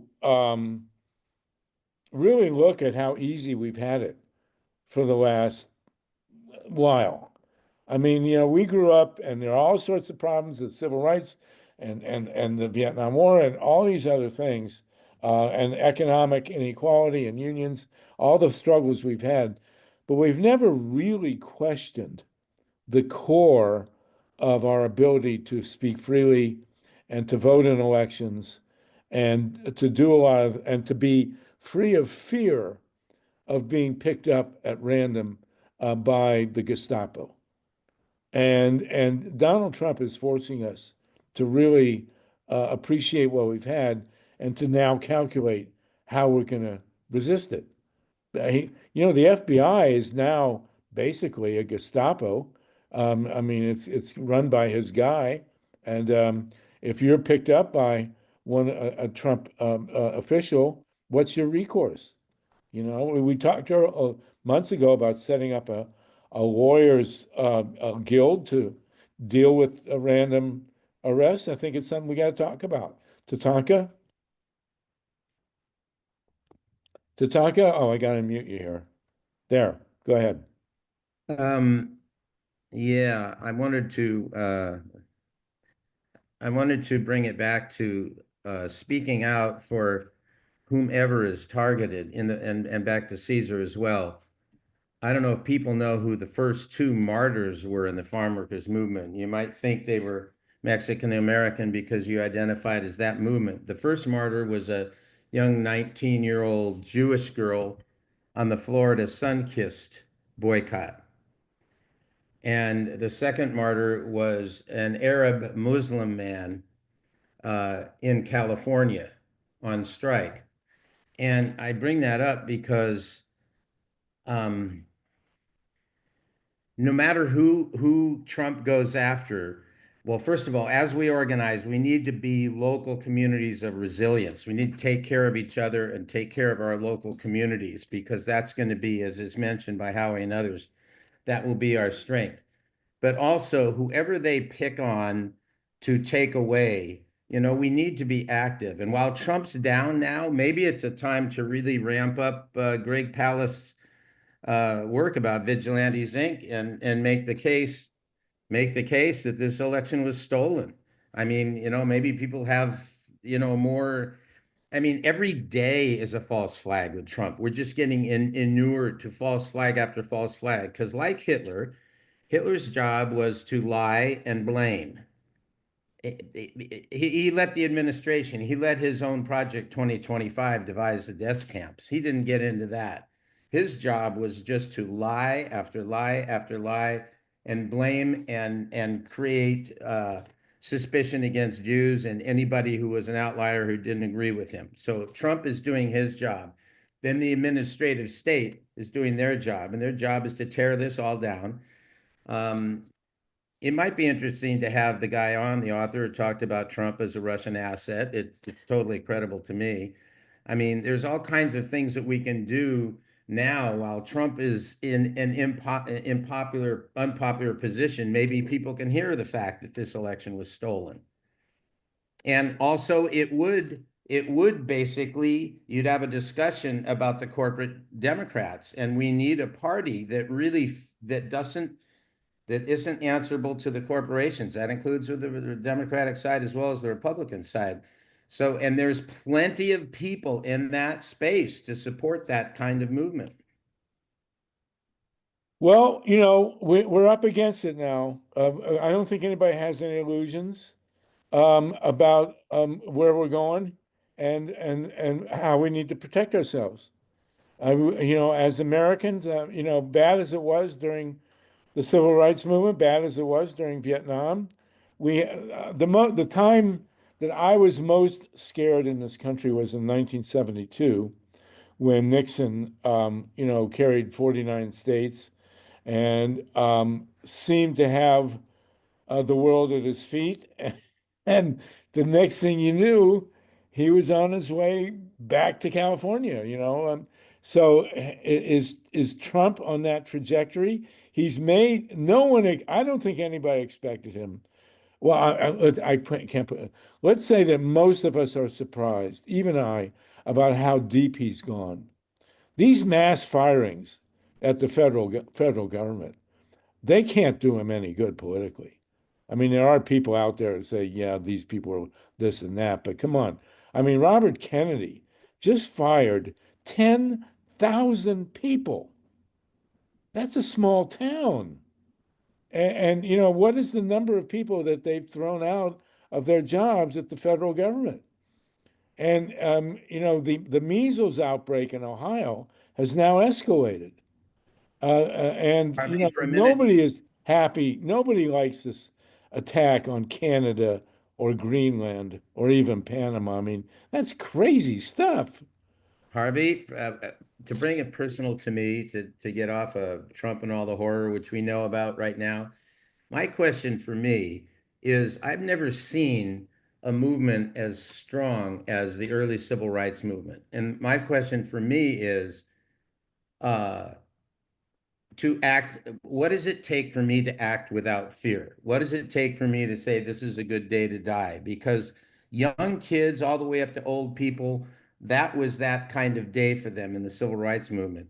And we need a kind of forward, upward, positive movement that will attract people in, as Howie said, asking questions, finding out about them, having them come to a place that is a calm in the storm, even as we're busier than shit, a calm in the storm where they just feel gravitated toward us.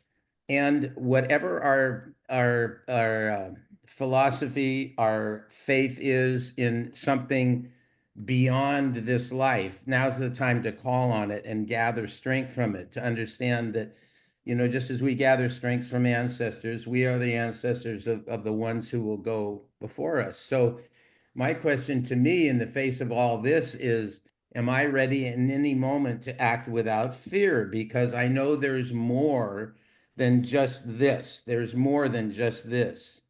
And I think that's a key question that all of us need to ask, and we can generate that as a movement because it's been done before, and bring in the people like the George Lakeys and whatever is going to be brought in to talk about. There are governments that have taken back their countries from dictatorships and learned from them. I know they worked with the different spheres of influence within a civil society, the media, the university, whatever. They worked basically to rebuild, even as the dictatorship was in force, to rebuild what could be built so that what came after was more democratic. That's what has been shown nonviolent movements lead. There's even Stephen of the book that Erica Chenoweth did of all revolutions in the 20th century, violent and nonviolent. It's about 50-50 how successful they were. But the one thing that was clear was the violent movements recreated the kind of authoritarian structure because they had to do that when they were organizing that way. So colonialism became neocolonialism. The nonviolent movements, like what was demonstrated in the Netherlands and in Norway and the places where even as Hitler came in, they had a different approach. Those countries became the most progressive of all of Europe. And why is that? It's because the nonviolent movement trained people more in democracy and in collective decision-making. So we have a lot to learn from the past on all this, and there are people with us who have studied those things. Well, that's an incredibly important discussion that we have to have going forward. I mean, clearly, violence doesn't help us in this country. And it's very interesting that there's a database that shows the future success of countries that have nonviolent revolutions as opposed to violent ones. That's a really interesting and important discussion. I read a long book about nonviolence a few years ago. You know what they said the number one nonviolent tool in terms of effectiveness is against a dictatorship? Ridicule. And God knows we get that from Stephen Colbert and Jimmy Kimmel. I mean, those guys are really good at what they do. So I mean, I watch them every night, late at night, you know, and it's not surprising that many of us get our news from the late night comedians, you know, the court jesters that just ridicule the king. And Desi, and what's her name, and Rachel Maddow, and you know, ridicule is where it's at, and we'll have to come back to this next week. That's an incredibly important discussion, is the nonviolent resistance. And you know, it just occurred to me, having watched Dylan last night, the Dylan movie. What is it about Bob Dylan? Has he ever been? Does he show up at demonstrations? Has Bob? Let me tell you who's been arrested at Diablo Canyon. Jackson Brown has been arrested at Diablo Canyon. You know, Bonnie Raitt has been with us all the way. These are celebrities who really put themselves on the line. Bob Dylan has not. So anyway, just a thought. And seeing Pete Seeger in that movie, just totally inspirational. Beautiful job. Anyway, I want to remind people in LA, email me to see this movie over the weekend called Far Out. Mike Hurst, you want the last word here? We're about to go. Yeah, I've got a link that I'm dropping about the huge mobilizations, the grassroots mobilizations that's coming up this weekend. Almost all of them Saturday, April 5th, I believe. We're taking to the streets, and hopefully there will be follow-up like you've been advocating, Sluggo and Howie and Tatanka. Thank you all for your wisdom. Please use that link, get involved if you can. And we're just going to do the work that we have to do to rebuild our democracy. Well, let's get this QR code thing out there, or whatever we come up with. Let's meet Lee, say Wednesday, and Howie, you should be part of it, obviously, and Jenny, and we'll get Dave Saltman, Tatanka, all you guys. If you want to be involved, email me, solartopia@gmail.com. We will have this meeting. Thank you, Mike, for providing that link. Mike, you should be part of this too, obviously, and Steve and Paul. And so Murtaza, Carl Grossman, let's do this, say Wednesday. I'm going to throw out 2 o'clock Pacific time. That's why it's 5 o'clock Eastern. We're still within the workday. And let's put that out there. Email me, SolartopiA. I will email you with a link. Steve, if you're game to run a Zoom at 5 o'clock on Wednesday, if not, we'll get somebody to do it. And then this 420, guys, time to toke up. Well, this was a mind-boggling meeting. Thank you very, very much, everybody. We still have 46 people with us.